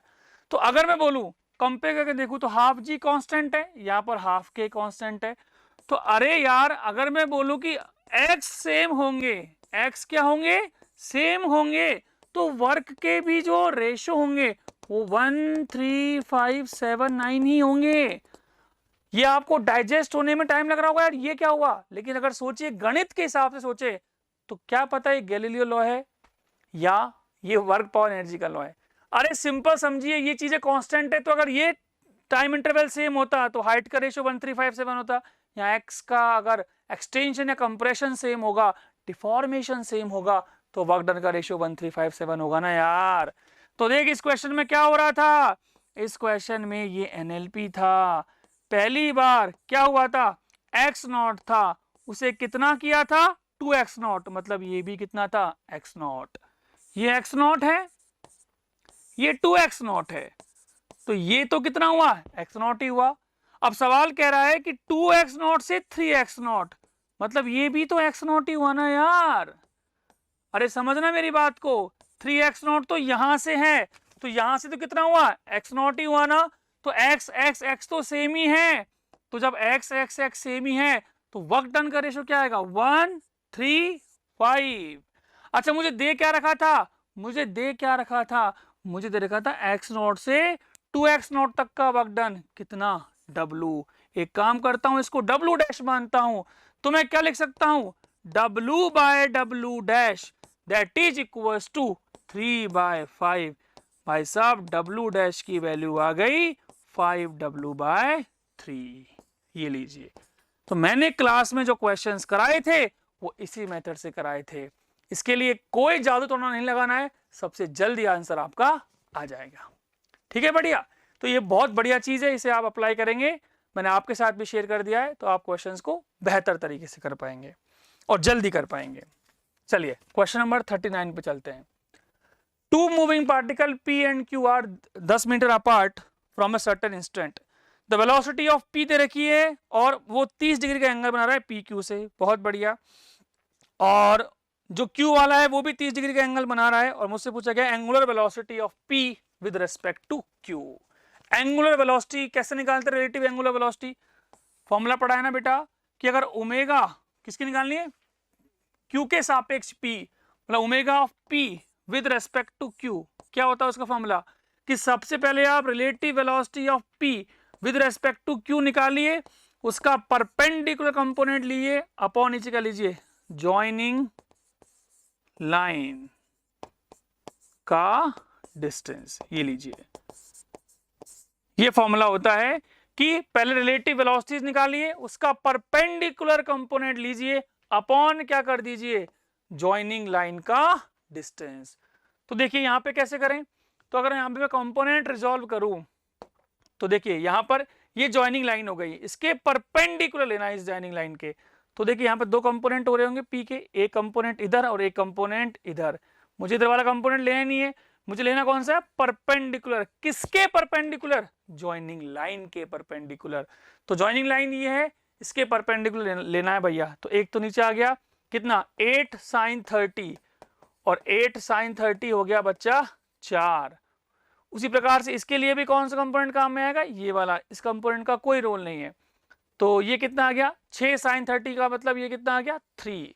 तो 3 ऊपर है और 4 नीचे है, तो रिलेटिव वेलोसिटी ऑपोजिट में क्या होगी, ऐड होगी, परपेंडिकुलर डायरेक्शन वाली ले ली, इसका मतलब ये कितना आ जाएगा 7 आ जाएगा अपॉन जॉइनिंग लाइन का distance 10, that means answer is 0.7 radian पर सेकेंड। तो ये आंसर आ गया आंसर नंबर 4। बस केवल हमें याद रखना है कि omega is not V by R, omega of P with respect to Q जो होता है उसके अंदर जो V होती है वो हमेशा जॉइनिंग लाइन के परपेंडिकुलर आपको लेनी है, ठीक है। चलिए नेक्स्ट चलते हैं क्वेश्चन नंबर 40 के अंदर। क्वेश्चन है two rods A and B of different material are welded together as shown in figure. Their thermal conductivities are K1 and K2. The thermal conductivity of the composite rod. देखिए बेटा ये जो question है ये PYQ है, शायद 18 या 19 में आया हुआ क्वेश्चन है। सिंपल क्या करना है, हमें बताना है कि T1 से T2 में अगर दो हमारे पास इस तरीके से रॉड्स लगी हुई हैं तो K इक्विवेलेंट क्या होगा। तो हम सिंपल समझ सकते हैं कि मान लीजिए एक थर्मल रेजिस्टेंस ये हो गया और एक थर्मल रेजिस्टेंस ये हो गया, दोनों क्या है पैरेलल में है, दोनों क्या है पैरेलल में है।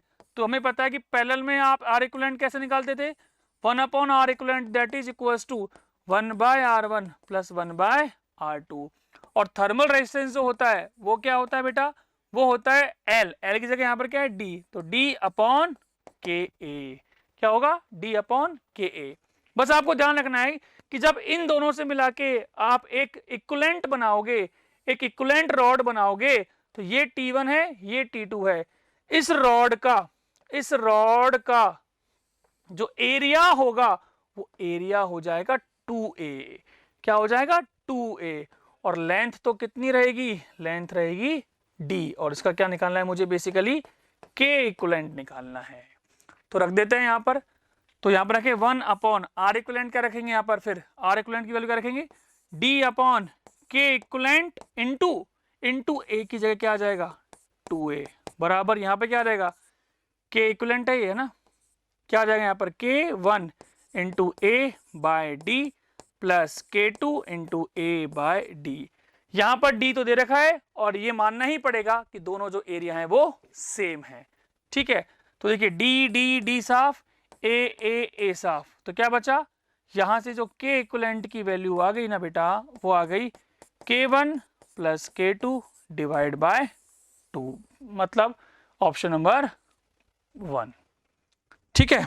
चलिए नेक्स्ट क्वेश्चन देखते हैं, question number 41। A constant power is supplied to a rotating disc. Angular velocity omega of disc varies with number of rotations. ठीक है, एक कांस्टेंट पावर दे रखी है और मुझे पूछा गया कि ओमेगा जो है वो n के साथ किस प्रकार से जो है वो निर्भर करेगी, कितनी पावर में वो आएगी, ठीक। चलिए तो कांस्टेंट पावर है, हम जानते हैं पावर के अंदर जो फॉर्मूला हमने पढ़ा था वो क्या था, याद करिए। रोटेशन के अंदर पावर क्या बनेगी, पावर बनेगी, वहां पर पावर क्या होती है वर्क पावर एनर्जी में एफ डॉट वी, तो यहां एफ की जगह हो जाएगा टॉर्क, टॉर्क डॉट ओमेगा, तो पावर हो गई टॉर्क डॉट ओमेगा। अब एक काम करते, दोनों सेम डायरेक्शन में है तो क्या बोलेगा, टॉर्क इंटू ओमेगा, तो P बराबर, दोनों सेम डायरेक्शन में गए, टॉर्क इंटू ओमेगा हो गया। अब टॉर्क की वैल्यू क्या लिखोगे, आई इंटू अल्फा इंटू ओमेगा। इससे क्या हो रहा है, हमें तो निकालना क्या है, नंबर ऑफ रोटेशंस या नंबर ऑफ रिवॉल्यूशंस में हमें डिपेंडेंसी दिखानी है। यार एक बात बताइए, अगर तुम थीटा पर डिपेंडेंसी निकाल लोगे तो थीटा बराबर तो 2 पाई एन ही होता है ना, तो अल्टीमेटली आपको ओमेगा की डिपेंडेंसी निकालनी है थीटा पे। अगर आप थीटा पे डिपेंडेंसी निकाल पाओगे तो आप बता सकते हो कि एन पे भी डिपेंडेंसी आ जाएगी। तो अल्टीमेटली मुझे ओमेगा और थीटा में रिलेशन निकालना है। तो भैया एक काम करते हैं, पावर बराबर आई, अल्फा को गायब करना पड़ेगा। अब अल्फा के दो फॉर्मूले थे, d omega by d t या omega d omega by d theta. जरा सोच के देख दिमाग से कौन सा यूज करूं, अरे कौन सा यूज करूं, omega d omega by d theta या d omega by d t. अरे भाई टाइम की तो कोई चर्चा ही नहीं है, सिंपल क्या यूज करूं, omega into D omega by D theta into क्या आ गया, ओमेगा। तो एक काम करते हैं, ओमेगा वाई टर्म एक तरफ कर लेते हैं, तो P by I into d theta बराबर, P by I into d theta बराबर क्या हो गया, omega square d omega. Integrate कर देते हैं तो यहां पर क्या मिलेगा, omega cube by 3 that is equal to P by I into theta. Power भी कांस्टेंट है और मोमेंट ऑफ इनर्शिया भी कांस्टेंट ही रहेगा। तो यहां पर क्या मिलेगा कि omega is proportional to theta की पावर क्यूब रूट, मतलब थीटा की पावर 1/3, और थीटा की पावर 1/3 मिल गई तो नंबर ऑफ रोटेशन की पावर भी 1/3 ही होगी ना यार। तो ओमेगा प्रोपोर्शनल टू एन की पावर 1/3। तो क्या आ गया answer, omega proportional to n की पावर 1/3, मतलब ऑप्शन नंबर 1। ठीक है, तो इस तरीके से क्लास 11th के सारे क्वेश्चंस मैंने डिस्कस कर दिए हैं। क्लास 12th के क्वेश्चंस रंजीत सर आपके साथ डिस्कस करेंगे, और सारे क्वेश्चंस में जो गलती आप कर रहे हैं उन्हें आप देखिए और सही कीजिए। आने वाले टेस्टों के लिए आपको बहुत बहुत शुभकामनाएं, बहुत बहुत बेस्ट विशेष। जो डाउट्स है उन्हें कलेक्ट करिए, पूछिए, हम सब आपके साथ हैं। अच्छा करेंगे, अच्छा पढ़ेंगे। Let's crack it, all the best, thank you. Question number 16 देखते हैं। Which of the following graph is correct for a current carrying hollow cylinder? एक करंट कैरिंग हॉलो सिलेंडर है, कुछ नहीं बोला है तो हम लॉग मान के चलेंगे इसको। तो इसमें बोला हुआ है कि मैग्नेटिक फील्ड और डिस्टेंस के बीच में क्या ग्राफ रहता है। तो हम जानते हैं कि भाई इनसाइड पॉइंट पे तो इस केस में मैग्नेटिक फील्ड 0 होता है और आउटसाइड पॉइंट पे मैग्नेटिक फील्ड होता है इनवर्सली प्रोपोर्शनल टू आर। ठीक है, तो यहां पे आंसर कौन सा हो जाएगा, जहां पे इनसाइड मैग्नेटिक फील्ड 0 दिख रहा है हमारे को, that is second. Alright, question number 17। A short bar magnet having magnetic moment m, m का वैल्यू बच्चों यहां पे दिया हुआ है, कितना दिया हुआ है, मैग्नेटिक मोमेंट 0.80। ठीक है, ऐसा यूनिट में है तो ज्यादा लोड लेने की जरूरत नहीं है अपने को। Is placed in uniform magnetic field B, B का वैल्यू दिया हुआ है यहां पे कितना, 0.30 tesla. If bar magnet is free to rotate in the plane of field, then हमारे को पोटेंशियल एनर्जी और टॉर्क पे कमेंट करना है कि किस केस में उसका इक्विलिब्रियम स्टेबल होगा और अनस्टेबल होगा, या ये बोलो स्टेबल इक्विलिब्रियम में टॉर्क और पोटेंशियल एनर्जी का क्या होगा, या अनस्टेबल इक्विलिब्रियम में पोटेंशियल एनर्जी और टॉर्क का क्या होगा। तो देखो बच्चों, सबसे पहली बात कि अगर इक्विलिब्रियम है तो टॉर्क क्या होना पड़ेगा, 0 होना पड़ेगा। तो ऑप्शन एलिमिनेशन से हम बोल सकते हैं कि भाई देखो 2 ऑप्शन तो वैसे ही आपके हट गए, कौन कौन से, सेकंड नहीं हो सकता और फोर्थ नहीं हो सकता। अब स्टेबल इक्विलिब्रियम के केस में पोटेंशियल एनर्जी क्या रहेगी, -mb। ठीक है, और यहां पे cos थीटा की अगर हम बात करेंगे तो cos थीटा में थीटा कितना रहेगा, 0 डिग्री, क्योंकि स्टेबल इक्विलिब्रियम कब होता है, जब b और m दोनों एक दूसरे के पैरेलल रहते हैं। तो सीधे हमारे को वैल्यूज पुट करनी है, तो ये हो जाएगा is equal to -0.8 multiplied by 0.3। वैसे इतना भी सॉल्व करने की जरूरत नहीं थी, सवाल बहुत आसान है। देखो टॉर्क 0 होगा और पोटेंशियल एनर्जी मिनिमम होगी। यहां पे पोटेंशियल एनर्जी क्या दे रखी है, पॉजिटिव, जबकि अपने को पोटेंशियल एनर्जी कैसी चाहिए, मिनिमम। तो यानी कि नेगेटिव के केस में अपना आंसर आ जाएगा थर्ड। नेक्स्ट क्वेश्चन देखते हैं। Curie temperature is the temperature above which. अब क्यूरी टेम्परेचर क्या होता है? बेसिकली हम बोलते हैं कि भाई फेरोमैग्नेटिक मटेरियल के केस में क्यूरी टेम्परेचर के ऊपर उसकी जो ससेप्टिबिलिटी होती है वो टेम्परेचर के साथ डिक्रीज करनी शुरू करती है, ठीक है। और जब वो टेम्परेचर के साथ डिक्रीज करनी शुरू कर रही है कि टेम्परेचर बढ़ता जाएगा तो ससेप्टिबिलिटी कम होती जाएगी, तो यहां पे हम क्या बोलते हैं कि वो किसकी तरह बिहेव करना शुरू कर दिया, पैरामैग्नेटिक मटेरियल की तरह। ऑलराइट, तो करेक्ट आंसर यहां पे क्या हो जाएगा, ferromagnetic material becomes paramagnetic. So correct answer will B first. Next देखते हैं क्वेश्चन नंबर 19। नेक्स्ट देखते हैं question number 19। When current changes from +2 ampere to -2 ampere in 0.05 second, an EMF of 8 volt is induced in a coil. The coefficient of self inductance of the coil is, ठीक है। तो यहां पे देखिए magnitude की हम बात कर लेते हैं, तो मैग्नीट्यूड ऑफ ईएमएफ रहेगा L इंटू डेल्टा आई अपॉन डेल्टा टी, ठीक है। अपन सिर्फ मैग्नीट्यूड की बात कर, तो 8 वोल्ट हो जाएगा is equal to L। Current में चेंज का मैग्नीट्यूड क्या है सर, 4 एम्पियर, और कितने टाइम में चेंज आया है, 0.05। तो यानी कि इसको अगर सॉल्व करेंगे तो L हो जाएगा 8 मल्टीप्लाइड बाय 0.05 यानी कि 5/100, और 4 को नीचे रख देंगे, 4 से गया 2 बार, 5 दूनी 10, 0 दैट इज 0.1 है। तो आंसर यहां पे हो जाएगा फर्स्ट, ठीक है। नेक्स्ट क्वेश्चन देखते हैं। In an AC circuit as shown in the figure the source is of RMS voltage 200 volt. यहां पे सोर्स का वोल्टेज कितना है, 200 वोल्ट, एंड वेरिएबल फ्रीक्वेंसी, मतलब फ्रीक्वेंसी हम अपने अकॉर्डिंग सेट कर सकते हैं। तो सवाल आगे पूछ रहा है कि रेजोनेंस में सर्किट कैसा बिहेव करेगा, मतलब अनुनाद की कंडीशन में सर्किट किस तरह से बिहेव करेगा। तो देखिए यहां पे पहला ऑप्शन दे रखा है कि in the condition of resonance इसका आरएमएस करंट 10 एम्पियर होगा। देखिए सबसे पहले हम यहां पे बात करें तो अगर रेजोनेंस की कंडीशन है तो रेजोनेंस की कंडीशन में एक्सी एक्सएल के बराबर होता है, इसका मतलब जेड आर के बराबर होगा। इसका मतलब जो भी पोटेंशियल होगा सोर्स का वो सारा का सारा पोटेंशियल किसको मिल जाएगा, रेजिस्टेंस को मिल जाएगा। तो ये बेसिक कंडीशन से अगर हम देखें तो 200 वोल्ट अगर सोर्स का वोल्टेज है तो सारा वोल्टेज किसको मिल जाएगा, रेजिस्टेंस को मिल जाएगा। तो यहां पे देखिए करंट की वैल्यू अगर लिखनी है तो आई आर एम एस होगा is equal to V R M S divide by Z, और वो जो जेड है उसकी वैल्यू हो जाएगी आर के बराबर। तो ये हो जाएगा V R M S by R. V R M S कितना दे रखा है बच्चों, 200 वोल्ट। रेजिस्टेंस कितना दे रखा है, 20। तो आंसर कितना आ जाएगा, 10 एम्पियर। तो यानी कि पहला ऑप्शन सही है। अब यहां पे नहीं गलती कर देना, यहां पे गलती मत कर देना कि सर पहला ऑप्शन देखा हमने और वही आंसर टिक कर आ गए। चौथा ऑप्शन पढ़ो, बोथ 1 and 2, मतलब चेक करना पड़ेगा कि सेकंड स्टेटमेंट सही है कि नहीं है। सेकंड स्टेटमेंट में बोला है कि इसकी रेजोनेंस फ्रीक्वेंसी 250 हर्ट्ज है। तो बच्चों रेजोनेंस फ्रीक्वेंसी क्या होती है, f is equal to 1/2 root over LC। तो इसको चेक करेंगे तो ये आएगा 1/2 रूट ओवर L का वैल्यू देखो कितना दे रखा है, 2/π, और C का वैल्यू कितना दे रखा है, 2/π microfarad.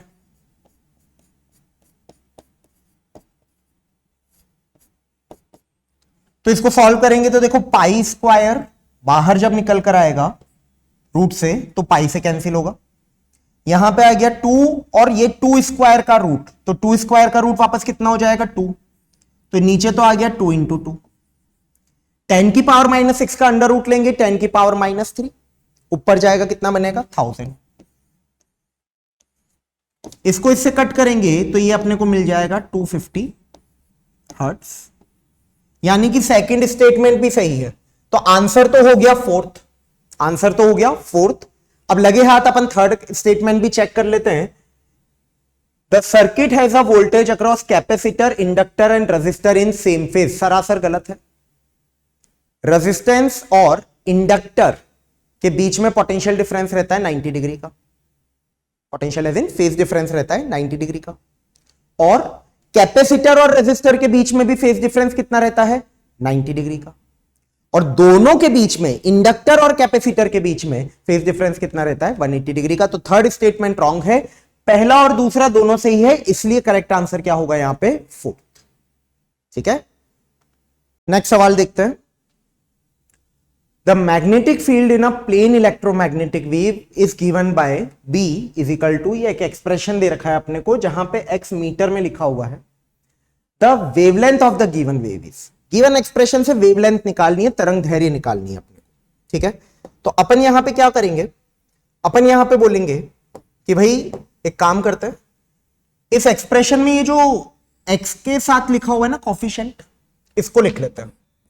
k is equal to 6.28 into 10⁻²2। ठीक है, ये किसके बराबर होता है? ये बराबर होता है 2 पाई बाई लैम्डा के। तो लैम्डा का वैल्यू कितना आ गया? 2 पाई डिवाइड बाय 6.28 इंटू 10⁻²2। पाई होता है 3.14, तो ये दोनों कैंसिल। कितना आ गया? 10⁻⁻2 मीटर।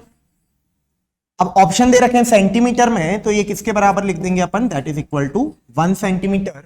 तो आंसर हो जाएगा फर्स्ट। ठीक है, नेक्स्ट क्वेश्चन देखते हैं। The magnifying power of a telescope is 5 when it is adjusted for parallel rays. तो पैरेलल रेज के लिए जब एडजस्टेड है तो इसका मतलब जो फाइनल इमेज है वो इंफिनिटी पे बनेगी, क्योंकि एक नेचुरल एडजस्टमेंट भी होता है ना, एक कॉमन एडजस्टमेंट भी होता है। तो यहां पे हम बोलेंगे कि ऐसे केस में सर मैग्नीफाइंग पावर होती है -FO/F, और उसका वैल्यू 5 दे रखा है, तो माइनस साइन के साथ लगाएंगे, क्योंकि इमेज कैसी मानते हैं अपन? इन्वर्टेड बनती हुई मानते हैं। ठीक है, अब देखो सवाल में आगे दे रखा है कि दोनों लेंस के बीच की दूरी यानी कि L कितना होता है? FO + FE। उसकी वैल्यू कितनी है? 30 सेंटीमीटर। तो इसके अकॉर्डिंग वो पूछ रहा है कि FO और FE का वैल्यू क्या होगा। तो देखो सवाल सॉल्व करना अपनी जगह ठीक है, आप दो इक्वेशन बना के पुट करके सॉल्व कर सकते हो, लेकिन आपका काम तो यहीं पे हो गया कि मैग्नीफाइंग पावर क्या होता है? FO/FE। कितना आना चाहिए? 5। ऑप्शन चेक करो, यहां पे 22/8 ना, 20/10 2 ना, 28/2 14 ना, एक ही आंसर बच रहा है 25/5 सेंटीमीटर। और अगर आप चाहें तो इन इक्वेशन को सॉल्व करके भी निकाल सकते हैं। ठीक है, अगला सवाल देखेंगे। Plane polarized light with intensity I0 is incident on a polaroid with electric field vector making an angle 45 degree with the transmission axis of the polaroid. The intensity of the transmitted light will be. देखिए concept क्या है? Concept ये है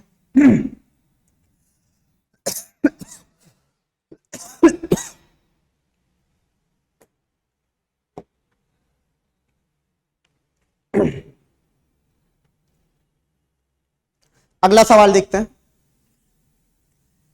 जब एक plane polarise light को, जिसकी intensity I0 है, एक पोलरॉइड पे डाला जाता है जिसका electric field vector transmission axis के साथ में 45 डिग्री एंगल बना रहा है, तो उसने पूछा कि पास होने वाली लाइट की इंटेंसिटी क्या होगी। कंसेप्ट क्या है? कंसेप्ट बहुत सिंपल सा है कि अगर अनपोलराइज लाइट इंसिडेंट करते हैं तो इंटेंसिटी जो पास होने वाली लाइट की होती है वो सीधी आधी हो जाती है, लेकिन यहां पे हम पास कर रहे हैं प्लेन पोलराइज लाइट, तो जो आने वाली इंटेंसिटी होगी वो हो जाएगी I0 cos स्क्वायर थीटा। कितनी हो जाएगी? I0 cos square theta. Theta कितना है? 45 डिग्री, तो ये हो जाएगा I0 into cos square 45 degree, that is equal to I0 into 1/√2 का स्क्वायर। तो बच्चों आंसर कितना हो जाएगा? I0/2। ठीक है, so correct answer will be I0/2। Alright, चलिए आगे बढ़ते हैं। नेक्स्ट सवाल, a beam of light consisting of two wavelength 650 nanometer and 520 nanometer is used to obtain interference in YDSC. If bright fringes due to both the wavelengths coincide at any point P, then least distance of P from central maxima is. मतलब point P पर दोनों की ही bright fringes आ रही। अब bright fringes की position क्या होती है सेंट्रल मैक्सिमा से? Y is equal to n lambda by D. लेकिन यहां पे दो वेवलेंथ का एक साथ मैक्सिमा बन रहा है, तो मैं इसको लिख देता हूं n1 lambda 1 D upon D is equal to n2 lambda 2 D upon D. यहां से आपको मिल जाएगा कि भाई n1 lambda 1 is equal to n2 lambda 2 के बराबर। अब बच्चे देखिए यहां पे n1 बाई n2 कितना हुआ? n1 बाई n2 हो जाएगा लैम्डा 2 बाई लैम्डा 1।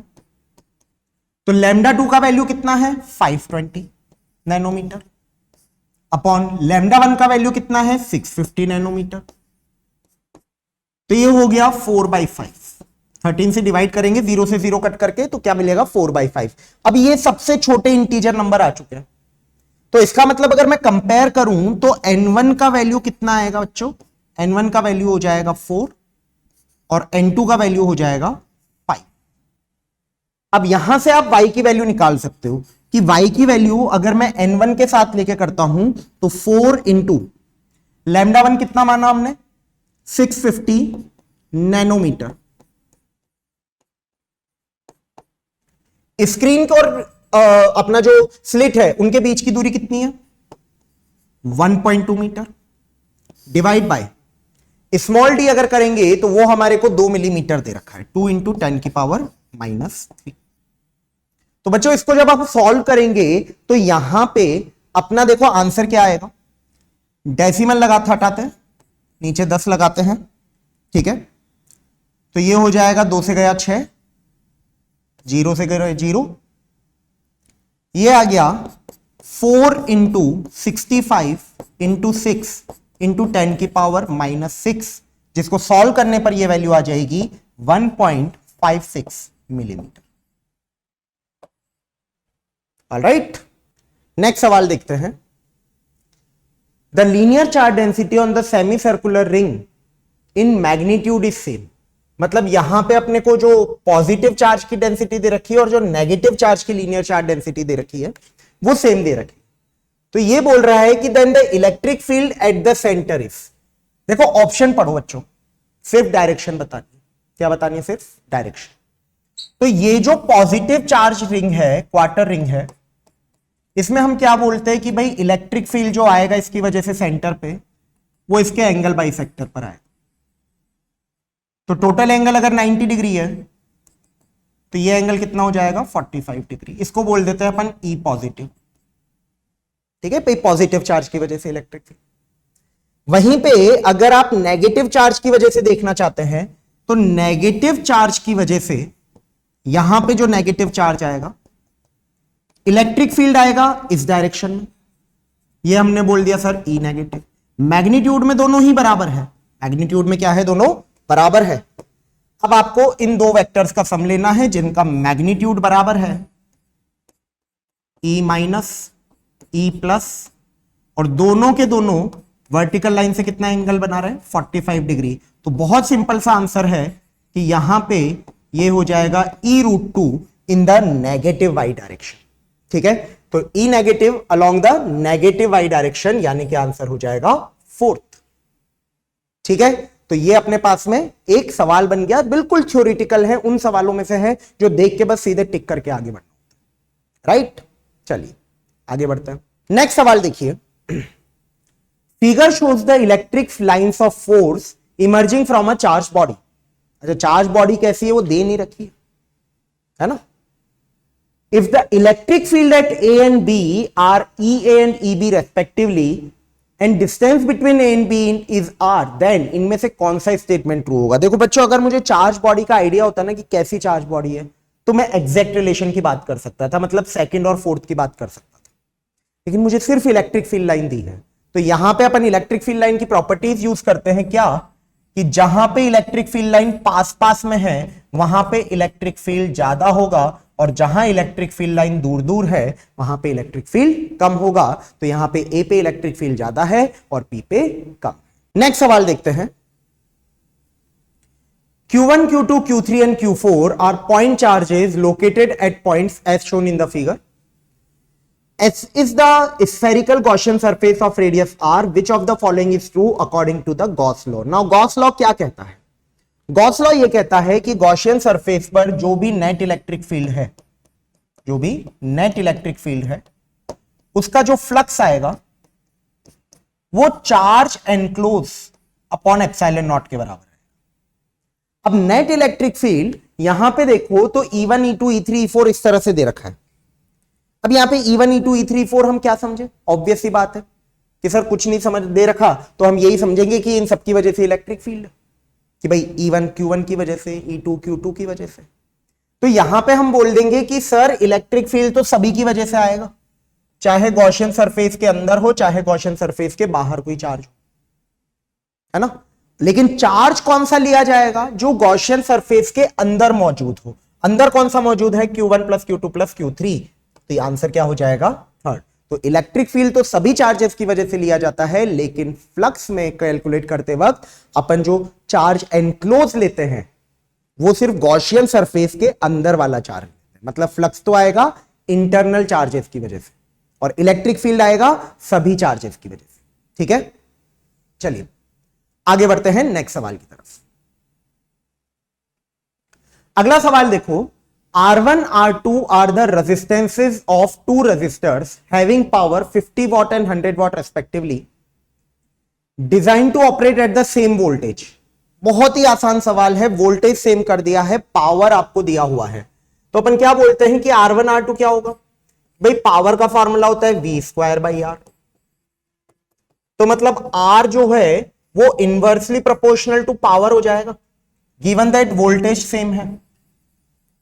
तो देखिए यहां पे R1 अपॉन R2 क्या हो जाएगा बच्चों? P2 upon P1। Second power कितनी है? 100। फर्स्ट पावर कितनी है? 50। तो आंसर कितना हो गया? 2:1। ठीक है, तो आंसर यहां पे आ जाएगा 2:1। ऑलराइट, नेक्स्ट क्वेश्चन देखते हैं। Calculate the net resistance of the circuit between A and B. A और बी के बीच में इफेक्टिव रेजिस्टेंस निकालना है। देखने में ये हमारे को व्हीट स्टोन ब्रिज जैसा लग रहा है, राइट। अब व्हीट स्टोन ब्रिज में चेक कर लेते हैं कि बैलेंस्ड है कि नहीं है। तो 3/6 होता है 1/2 और 4/8 भी होता है 1/2। तो बीच वाले रेजिस्टेंस को हटा सकते हैं। ऊपर वाली ब्रांच में कितना रेजिस्टेंस आया टोटल? 3 + 4 7। नीचे वाली ब्रांच में कितना रेजिस्टेंस आया टोटल? 6 + 8 14। अब यहां पे अगर R इफेक्टिव चेक करना है तो R इफेक्टिव हो जाएगा 7 × 14 / 21। 7 से गया 3 बार, 7 से गया 3 बार, तो आंसर कितना आ जाएगा? 40/3। Answer will B second. Alright, next question देखते हैं। एक कैपेसिटर है जिसको V पोटेंशियल पे चार्ज किया गया है। प्लेट्स का एरिया दे रखा है, दोनों प्लेट के बीच की दूरी दे रखी है और अपने से पूछा गया है कि बताओ एनर्जी स्टोर्ड क्या हो। तो भैया हम तो जानते हैं कि एनर्जी स्टोर्ड कितनी होती है? ½ CV²। C का वैल्यू कितना डालेंगे? A∈0/d multiplied by V²। तो एकदम सिंपल सा सवाल है, आपको बस अपनी पार की निगाहों से देखना है कि इनमें से कौन सा ऑप्शन सही बैठ रहा है। तो जिसमें नीचे 2 नहीं आ रहा उन 2 ऑप्शन को उड़ा दो। V² आना चाहिए ऊपर, A∈0 आना चाहिए, तो आंसर क्या हो जाएगा? 4। ठीक है, अगला सवाल देखते हैं। In the given diagram time spend by charge particle in the region of magnetic field will be. देखिए जितने एंगल पर ये पार्टिकल एंटर करता है उतने ही एंगल पर ये निकलता है और इसका जो डेविएशन होता है, पूरा जो डेविएशन एंगल होता है वो होता है 2θ, मतलब कितना हो जाएगा? 60 डिग्री। अब अगर टाइम स्पेंड की बात करें तो टाइम स्पेंड डेल्टा टी होता है is equal to total time अगर सर्कुलर पाथ कंप्लीट करता डिवाइड बाय 2 पाई कि टोटल सर्कुलर पाथ में कितना एंगल घूमता 2 पाई एंगल, लेकिन घूमा कितना है 60 डिग्री। तो 60 डिग्री जो है उसको हम रेडियन में कन्वर्ट करके और फिर 2 थीटा की जगह पुट करेंगे। तो टाइम पीरियड तो हो जाएगा 2 pi m upon q B. 2 theta की जगह 60 डिग्री और 60 डिग्री की जगह लिखा जा सकता है पाई बाई 3 डिवाइड बाय 2 पाई। तो 2 पाई से तो 2 पाई उड़ा देते हैं और ये क्या आ जाएगा pi m upon 3 q B. तो pi m upon 3 q B answer क्या हो जाएगा सेकंड, करेक्ट। अगला सवाल देखते हैं। A copper rod AB of length L is pivoted at 1 and A, rotates at constant angular velocity omega, omega से rotate कर रहा है, at right angle to uniform magnetic field B of induction, magnetic field B अंदर की तरफ है। The EMF developed between point C and A is, तो बच्चों यहां पे हम क्या बोलते हैं कि जो डेल्टा V आता है that is nothing but half B omega L2 square minus L1 square, जहां पे L1 L2 क्या है पिवट जहां से किया गया है उससे दोनों पॉइंट की दूरी,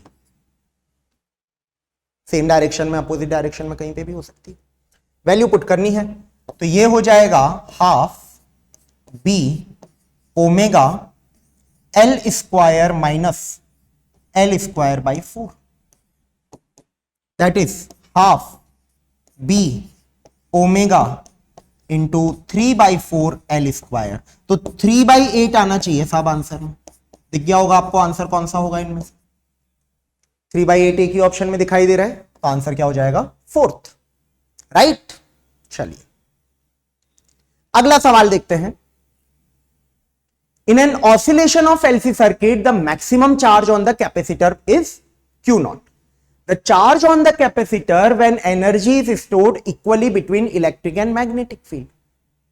अब भाई अगर टोटल एनर्जी इक्वली डिस्ट्रीब्यूटेड है दो पार्ट में तो दोनों पार्ट को आधी आधी मिलेगी होगी एनर्जी, तो मतलब इलेक्ट्रिकल एनर्जी कितनी रही होगी टोटल एनर्जी की हाफ। तो ये हो गया Q स्क्वायर बाई 2C, ये तो electrical energy is equal to half of Q0 square by 2C। तो यहां से Q स्क्वायर हो गया is equal to Q0 square by 2, यानी कि Q का वैल्यू कितना हो गया Q0 बाई √2। ऑलराइट, एक सिंपल लेकिन important concept from LC oscillation. Next question में हमारे को दे रखा है दो प्लेनो कॉन्वेक्स लेंस है of glass of refractive index 1.5 having radii of curvature 20 cm and 30 cm.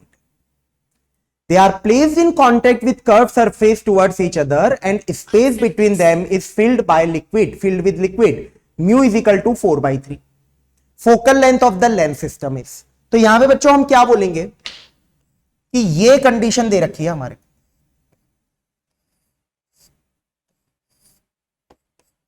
एक लेंस दूसरा लेंस और बीच में ये लिक्विड।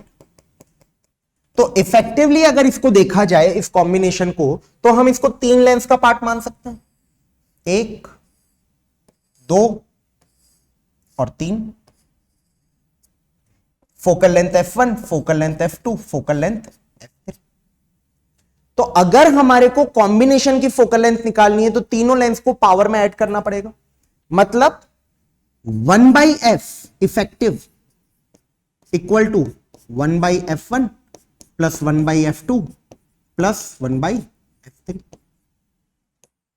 अब देखिए अगर मैं 1/f1 की बात करूं तो ये हो जाएगा म्यू माइनस 1, म्यू कितना है 1.5 माइनस 1 मल्टीप्लाइड बाय पहली जो सरफेस है उसका रेडियस ऑफ कर्वेचर है इनफाइनाइट, माइनस सेकंड जो कर्वेचर है, सेकंड जो लेंस की कर्वेचर है उसका रेडियस ऑफ कर्वेचर कितना दे रखा है 20 सेंटीमीटर।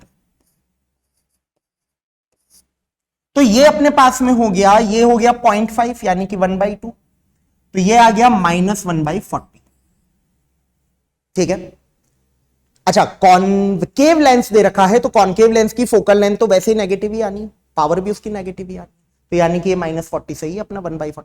ठीक है, अब 1/f2 की बात कर लेते हैं, तो चलो 1.5 को सीधे लिख लेते हैं 3/2 -1। अब यहां पे एक रेडियस ऑफ कर्वेचर ये तो आया है अपना 1/20 और दूसरा रेडियस ऑफ कर्वेचर आया है -30। ये तो हो गया आपका हाफ। ठीक है, और ये जो कैलकुलेशन है इस कैलकुलेशन को मैं यहां पे कर देता हूं कि सर 20 × 30 कर दो सीधे, माइनस माइनस तो क्या हो जाएगा प्लस, और ऊपर जोड़ दो डायरेक्टली और मल्टीप्लाइड बाय क्या रहेगा हाफ। तो 1 2 2 दूनी 4 4 तिया 12। ठीक है, तो यहां पे अपने पास में आ जाएगा, अगर यहां से चेक करें तो ये हमारे को मिल जाएगा 5 से जाएगा 4 बार, 4 तिया 12 दूनी 24, तो ये आ गया +1/24। ठीक है, इसी तरह से आप 1/f3 भी निकाल लें तो ये आ जाएगा 3/2 -1 इंटू रेडियस ऑफ कर्वेचर दूसरी सरफेस का कितना है 30, तो 1/-30 -1/-इंफिनिटी या प्लस आप इंफिनिटी कर दो, कोई फर्क नहीं पड़ रहा उससे। ठीक है, क्योंकि अल्टीमेटली तो ये कितना हो जाना है 0, तो ये हो जाएगा इजिकल टू -1/60। अब आप इन तीनों को इसमें यहां पे पुट कर लीजिए और पुट करके आप देखेंगे कि 1/f हो रहा है इजिकल टू -1/40 प्लस 1/24 -1/30, और इसको जब सॉल्व करेंगे तो f का वैल्यू आपका आ जाएगा -72 सेंटीमीटर। ठीक है, तो कंसेप्ट क्या है यहां पे कि भैया 3 लेंस दे रखे हैं तो तीनों लेंस को एक के पीछे एक लगा दिया, उनकी फोकल लेंथ निकाल ली और इफेक्टिव फोकल लेंथ अपने पावर के फॉर्मूले से निकाल लिया। P इफेक्टिव क्या हो जाएगा P1 + P2 + P3। अगला सवाल देखिए, the given lens is broken into 4 part and rearranged as shown. If the initial focal length is f, then after rearrangement the equivalent focal length f.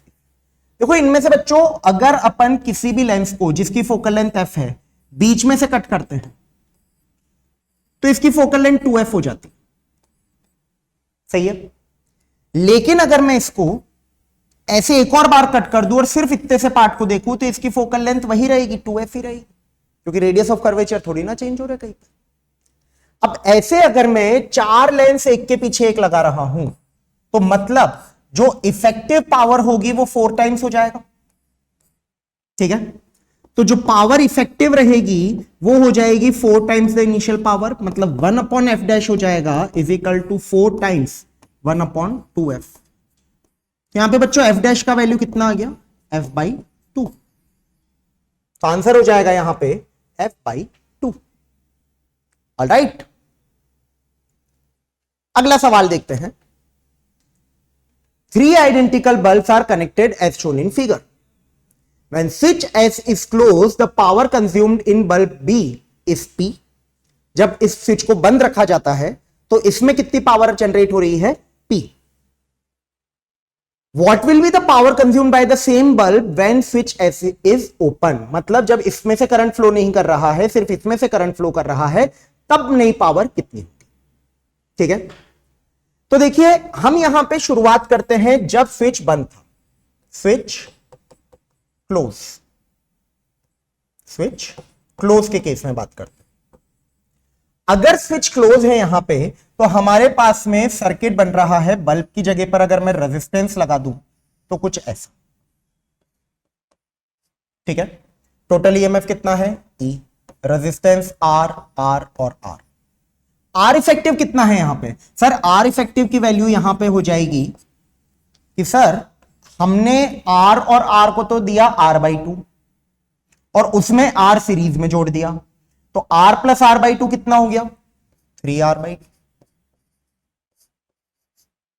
यहां से आप current cell के through निकाल लो कि sir I0 का value कितना है, तो I0 का वैल्यू हो जाएगा E/R इफेक्टिव, मतलब 3R/2, मतलब ये कितना हो गया 2E/3R। अब बच्चों ये देखो कि ये आई नॉट करंट जब यहां पर जाएगा तो दोनों में इक्वली डिस्ट्रीब्यूट होगा।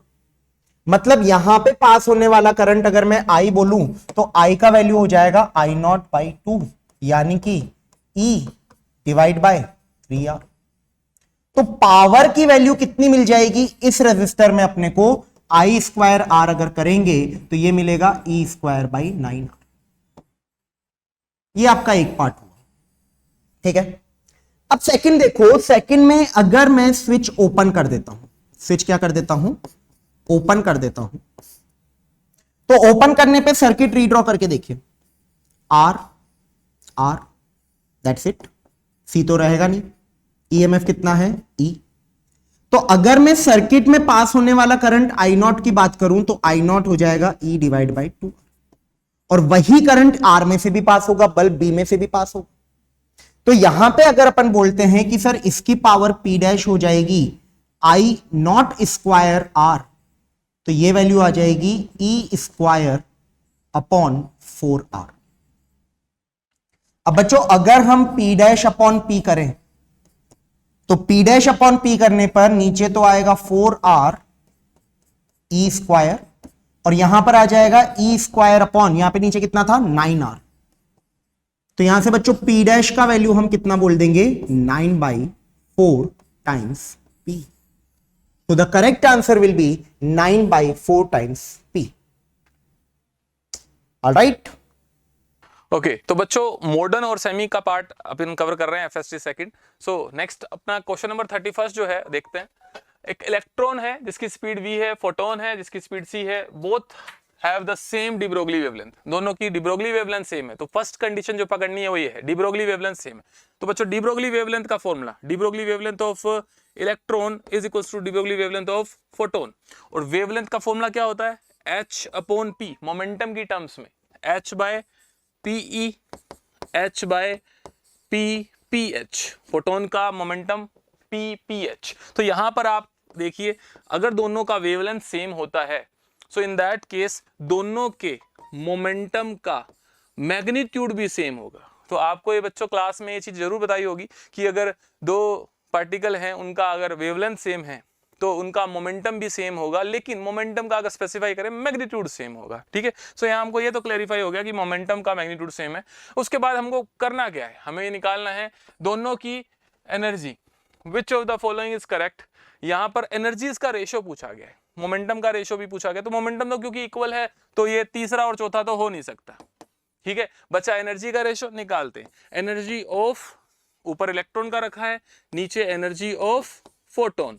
So energy of electron particle है हाफ mv² लग जाएगा, और energy of photon, energy of photon EM wave, उसके लिए फॉर्मूला लगेगा h न्यू, और न्यू को आप लिख सकते हैं c by lambda.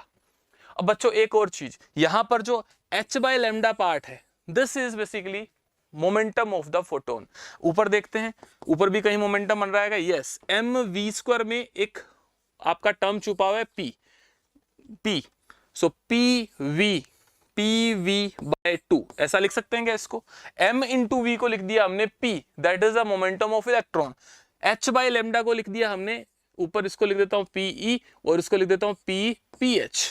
h by lambda क्या होता है, फोटोन का मोमेंटम इंटू c। अब क्योंकि ये दोनों बराबर हैं, ये दोनों क्योंकि बराबर हैं, सवाल में दिए हैं, तो यहां से आपका एक्सप्रेशन वेलोसिटी और v और c की टर्म में आ गया v/2c, एनर्जीज का रेशियो v/2c। तो कोई बहुत मुश्किल सवाल नहीं था। जो पहली कंडीशन दी है वेवलेंथ इक्वल, उससे आया मोमेंटम इक्वल, मोमेंटम इक्वल का इस्तेमाल किया, एनर्जी का रेशियो मिल गया। ठीक है, सो ये this is the first question. Next question statement का है, देखते हैं क्या है। पहला स्टेटमेंट पढ़ के देखते हैं क्या फील आ रहा है। In hydrogen atom frequency of radiation emitted when an electron, frequency of radiation emitted, और आगे जैसे ही पढ़ रहा हूं तो कुछ अजीब सा लग रहा है, when electron jumps from lower to higher orbit. अरे यार ऐसा होता है क्या, इलेक्ट्रॉन जब लोअर से हायर में जाता है तो क्या एनर्जी एमिट होती है क्या, बिल्कुल नहीं। स्टेटमेंट का क्वेश्चन है, एक एक वर्ड मायने रखता है, यही गलत हो गया, यही गलत हो गया, क्योंकि एनर्जी एब्जॉर्ब होगी, कभी भी यहां पर एमिट नहीं हो सकती। सेकंड स्टेटमेंट देखते हैं। The jumping of electron from higher energy to lower energy is associated with the frequency of radiation f E2 minus E1 by h। बिल्कुल सही बोल रहा है। यहां पर बोल रहा है कि इलेक्ट्रॉन अगर हायर से लोअर में आएगा, E2 से E1 में आएगा, तो जो एनर्जी रिलीज होगी वो तो E2 माइनस E1 होगी, और जो कोरस्पॉन्डिंग फ्रीक्वेंसी होगी वो आप एच एफ बराबर E2 माइनस E1 के बराबर होगा। यहां से आप फ्रीक्वेंसी देखो क्या आया, E2 minus E1 by H. बिल्कुल सही है, this is the condition of board frequency. सही है। तो बच्चों पहला स्टेटमेंट गलत है, क्योंकि गलती क्या है, बोल रहा है कि इलेक्ट्रॉन लोअर से हायर में गया और एनर्जी एमिट हो रहा है, गलत, ये गलत हो गया। दूसरा बिल्कुल सही है। इस हिसाब से आपका फोर्थ स्टेटमेंट सही हो जाएगा। First incorrect, second true. Next question देखते हैं। नेक्स्ट क्वेश्चन में लिखा है mass number of two nuclei are in the ratio 4:3। हो सकता है दो अलग अलग न्यूक्लियस के मास नंबर में फर्क होता है। अब बोल रहा है their nuclear density will be in the ratio. बच्चों ये बहुत एक इंपॉर्टेंट सा पॉइंट आपको क्लास में डिस्कस किया जाता है कि every nucleus have approximate equal density. ये हमें सीधा पता भी होना चाहिए, उसको देख के अगर चलेंगे तो हम सीधा आंसर मार्क कर सकते हैं। बट मैं आपको रिलेशन निकाल के बता देता हूँ। किसी भी न्यूक्लियस का जो डेंसिटी है, डेंसिटी क्या होता है, मास पर यूनिट वॉल्यूम। अच्छा, किसी भी न्यूक्लियस का जो मास है, मास किसी भी न्यूक्लियस का मास उसमें प्रेजेंट न्यूक्लियंस की वजह से, नंबर ऑफ न्यूक्लियंस उसमें जो है मान लेते हैं ए है। ए अगर नंबर ऑफ न्यूक्लियंस है, एक न्यूक्लियन का मास मान लेते हैं एम है, तो M A is the total mass of the nucleus. सही है। फिर बात करें वॉल्यूम की, तो वॉल्यूम अगर हम अप्रोक्सीमेट स्फेरिकल शेप का न्यूक्लियस कंसिडर कर रहे हैं तो 4/3 पाई रेडियस का क्यूब में सिंपल फॉर्मूला है। अब मैं एक और फॉर्मूला रिकॉल करवाता हूं। किसी भी न्यूक्लियस का जो रेडियस होता है वो उसके रेडियस बराबर r0 a to the power 1/3 के इक्वल होता है। r0 कांस्टेंट है। सो यहां पर r क्यूब अगर हम देखें तो r क्यूब कितना आ गया, वो आ गया r0 क्यूब a का क्यूब रूट का क्यूब a रह गया। इसको यहां पर अगर हम पुट करेंगे, ऊपर है ma, नीचे है 4/3 पाई r0 क्यूब a। सो अब देखो ऊपर और नीचे a और a कैंसिल हो गया, a और a कैंसिल हो गया। इसका मतलब a क्या था, mass number of nucleus in the nucleus. So यहां पर मास जो अलग अलग न्यूक्लियस है उनके फर्क क्या है दोनों में, मास नंबर का, और मास नंबर पे डिपेंडेंसी ही नहीं है। So rho is proportional to a to the power 0, basically does not depends on mass number. So यहां पर प्रूफ भी हो गया, यही बात हम कर भी रहे थे, दोनों की डेंसिटी अप्रोक्सीमेटली सेम आएगी। क्लियर, ठीक है। इसके बाद नेक्स्ट क्वेश्चन है the photodiode is used to detect the optical signal. Semiconductor article का क्वेश्चन है। फोटोडायोड हमने स्टडी किया, हमेशा रिवर्स बायस में यूज किया जाता है। क्यों, यही बात कर रहा है। These diodes preferably operated in the reverse bias mode because answer बताना है।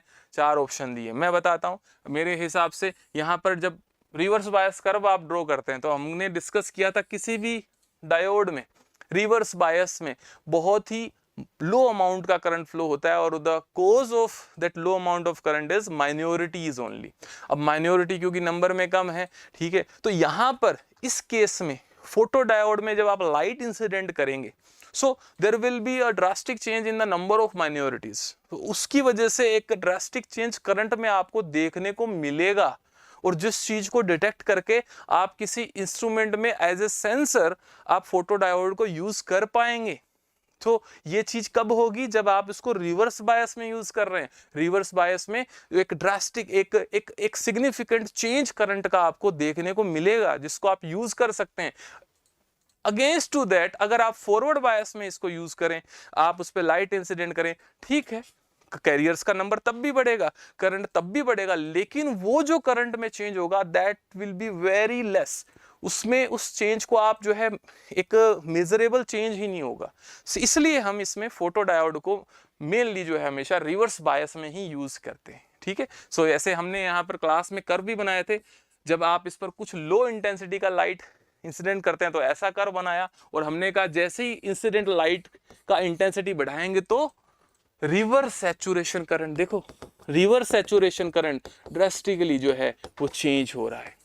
सो ये जो चेंज है इसी को एज ए सेंसर जो है वो डिटेक्ट किया जाता है हमारे टीवी के ऑपरेशन में, और जो भी एयर कंडीशनर, उसका जो रिमोट है, इन सब डिवाइसेस में, ठीक है। सो यहाँ पर इसका रिलेटेड ऑप्शन जो दिख रहा है मेरे को वो ये है, fractional change in minority carriers produce higher reverse bias current, ठीक है। थ्योरेटिकल और बेसिक कॉन्सेप्ट फोटोडायोड पर आधारित सवाल था।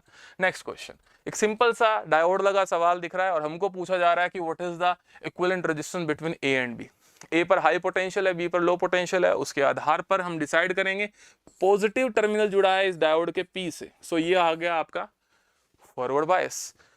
नेगेटिव टर्मिनल जुड़ा है इसके पी पर, सो ये हो गया रिवर्स बायस। सो जो इक्विवेलेंट सर्किट है ड्रॉ करते हैं और देखते हैं क्या बनता है। ये अब इसमें आप देखें कि जो ए और बी के बीच में कौन कौन से रेजिस्टेंस है, सारे रेजिस्टेंस जोड़ देते हैं। तीनों रेजिस्टेंस कंसीडर होंगे, बिल्कुल होंगे। यहां से एंट्री करने वाला जो करंट है वो इन दोनों रास्तों में बटेगा, ठीक है, और बट करके फिर वापस आकर यहाँ मर्ज होगा और फिर फाइनली इस 15 ओम में से होता हुआ बी से निकल जाएगा। सो यहाँ पर इस पॉइंट पर, ए पॉइंट पर आने वाला करंट दो पार्ट्स में स्प्लिट हो रहा है। ये दोनों रेजिस्टेंस अगर आप देखेंगे तो कैसे रहे, पैरेलल। 20 का पैरेलल हो गया 10, और 10 और 15 अगर आप देखेंगे फिर वो हो जाएगा series. So final equivalent is 25। बहुत मुश्किल सी चीज नहीं थी ये, बस हमें ध्यान ये देना है कि कोई डायोड फॉरवर्ड है तो हम उसको प्लेन वायर से रिप्लेस करें, अगर रिवर्स है तो उसको ओपन कर दें, बाय कंसिडरिंग कि दोनों डायोड आइडियल ही हैं। जब तक कुछ मेंशन नहीं है तो आइडियल कंसिडर करते हुए काम करना है, ठीक है। ये आपका 25 ओम आ गया। नेक्स्ट क्वेश्चन है, इलेक्ट्रिक फील्ड का आपको फॉर्मूला दिया है।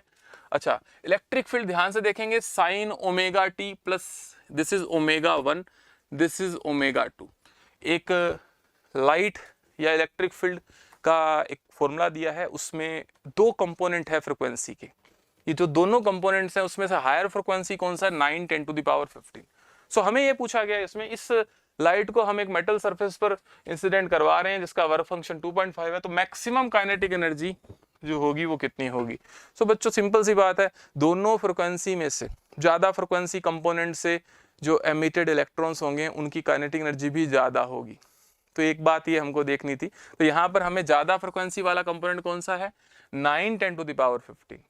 इसको यूज करते हुए हमें आइंस्टीन इक्वेशन लगाना है। सो हम फॉर्मूला यूज करते, काइनेटिक एनर्जी के मैक्स। क्या फॉर्मूला होता है बच्चों, incident light minus work function. So incident light का जो एनर्जी हुआ है वो है h nu minus work function. अब बड़े तरीके और सलीके से हमें वैल्यूज को यहाँ पर रखना है, थोड़ा कैलकुलेशन है। एच और न्यू, फ्रिक्वेंसी हमको यहाँ पर ये एसआई में दी हुई है, लेकिन ये है ओमेगा। ध्यान रखना इस बात का, ये है ओमेगा। इस ओमेगा से आपको मिलेगा फ्रिक्वेंसी एफ, ठीक है।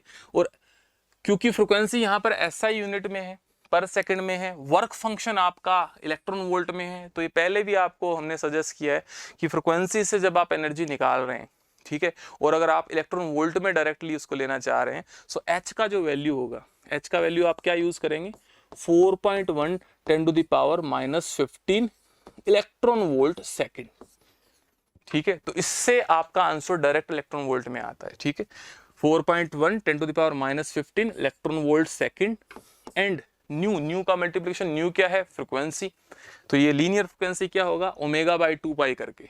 ओमेगा आपका है 9 10 to the power 15 by 2 pi. So this part is nu. तो ये पर सेकंड में है, सेकंड कटेगा, आंसर इलेक्ट्रॉन वोल्ट में आएगा, ठीक है। इसमें से माइनस कर देना है 2.5। तो बच्चों दिखने में लग रहा है थोड़ा कैलकुलेशन, लेकिन ठीक है, इसको आप अप्रोक्सीमेट कैलकुलेशन करके ले जाइए और फाइनल आंसर अगर आप देखेंगे इसमें तो आपका 3.42 के आसपास का आपका इसका आंसर आएगा, ठीक है। तो बहुत टफ कैलकुलेशन नहीं, लेकिन फिर भी एज फास्ट एज पॉसिबल करके आप इसको कर सकते हैं। जब main concept of the question was कि आपको दोनों में से कौन सा फ्रीक्वेंसी कंपोनेंट उठाना है to find the maximum kinetic energy, and उसके बाद उसको इलेक्ट्रॉन वोल्ट में सीधा कैसे लेके जाना है, इस एच से मल्टीप्लाई करके, ठीक है। हो गया, ये सॉल्यूशन हो गया, सोल्व कर सकते हैं। ओके, इसके बाद ये हो गया, ओके। नेक्स्ट क्वेश्चन है, nucleus of mass M at rest पे रखा हुआ एक न्यूक्लियस है, वो स्प्लिट हो रहा है दो टुकड़ों में जो उनके मासेस आपको दिए गए हैं। The ratio of the D Broglie wavelength of the two parts. तो डी ब्रोगली वेवलेंथ पहले जैसे ही इस तरह का सवाल आता है तो हम पहला चीज ये दिमाग में आनी चाहिए कि जब स्प्लिटिंग हो रही है, जब ब्लास्ट हो रहा है, तो उस केस में first and foremost condition that is momentum conservation, है ना। सो यहाँ पर जो आपका m मास का न्यूक्लियस है वो 2 टुकड़ों में स्प्लिट हो रहा है, ठीक है। अब वो टुकड़ों का मास कुछ भी हो, ये टुकड़ा नंबर 1 है, टुकड़ा नंबर 2 है, तो यहाँ पर इन दोनों टुकड़ों का जो मोमेंटम होगा, अगर 2 टुकड़े बन रहे हैं, दोनों टुकड़ों का जो मोमेंटम होगा, क्योंकि शुरू में मोमेंटम 0 था, तो फाइनली भी दोनों के मोमेंटम को अगर देखें तो वो क्या होगा, सेम ही होगा, equal and opposite, equal and opposite. तो ये मोमेंटम अगर इक्वल है तो उस आधार पर हम बात करें कि हमें de Broglie wavelength, de Broglie wavelength की कंपैरिजन करना है। So de Broglie wavelength lambda क्या होता है, h/p।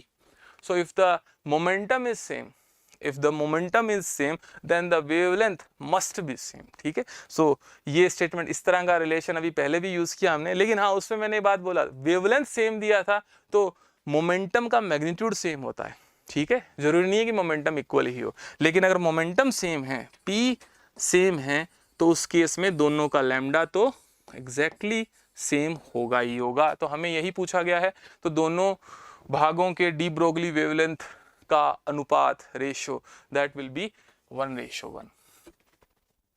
डन, सिंपल क्वेश्चन था, तो ये हो गया। डी ब्रोय वेवलेंथ का यूज है, उसका फॉर्मूला है।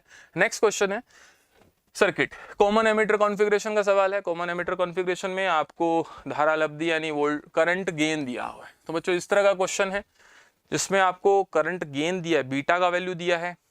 सर्किट को देखें तो हमें यहाँ पर इनपुट में एक सोर्स लगाया है, इनपुट वोल्टेज सिग्नल जो लगाया है वो 1 मिली वोल्ट का सिग्नल दिया है।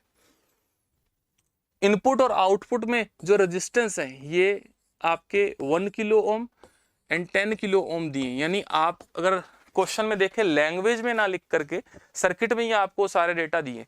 आपको पूछा है the output voltage of the amplifier, output voltage, input voltage, output resistance. Input resistance क्या आ रहा है दिमाग में, फॉर्मूला ऑफ वोल्टेज गेन।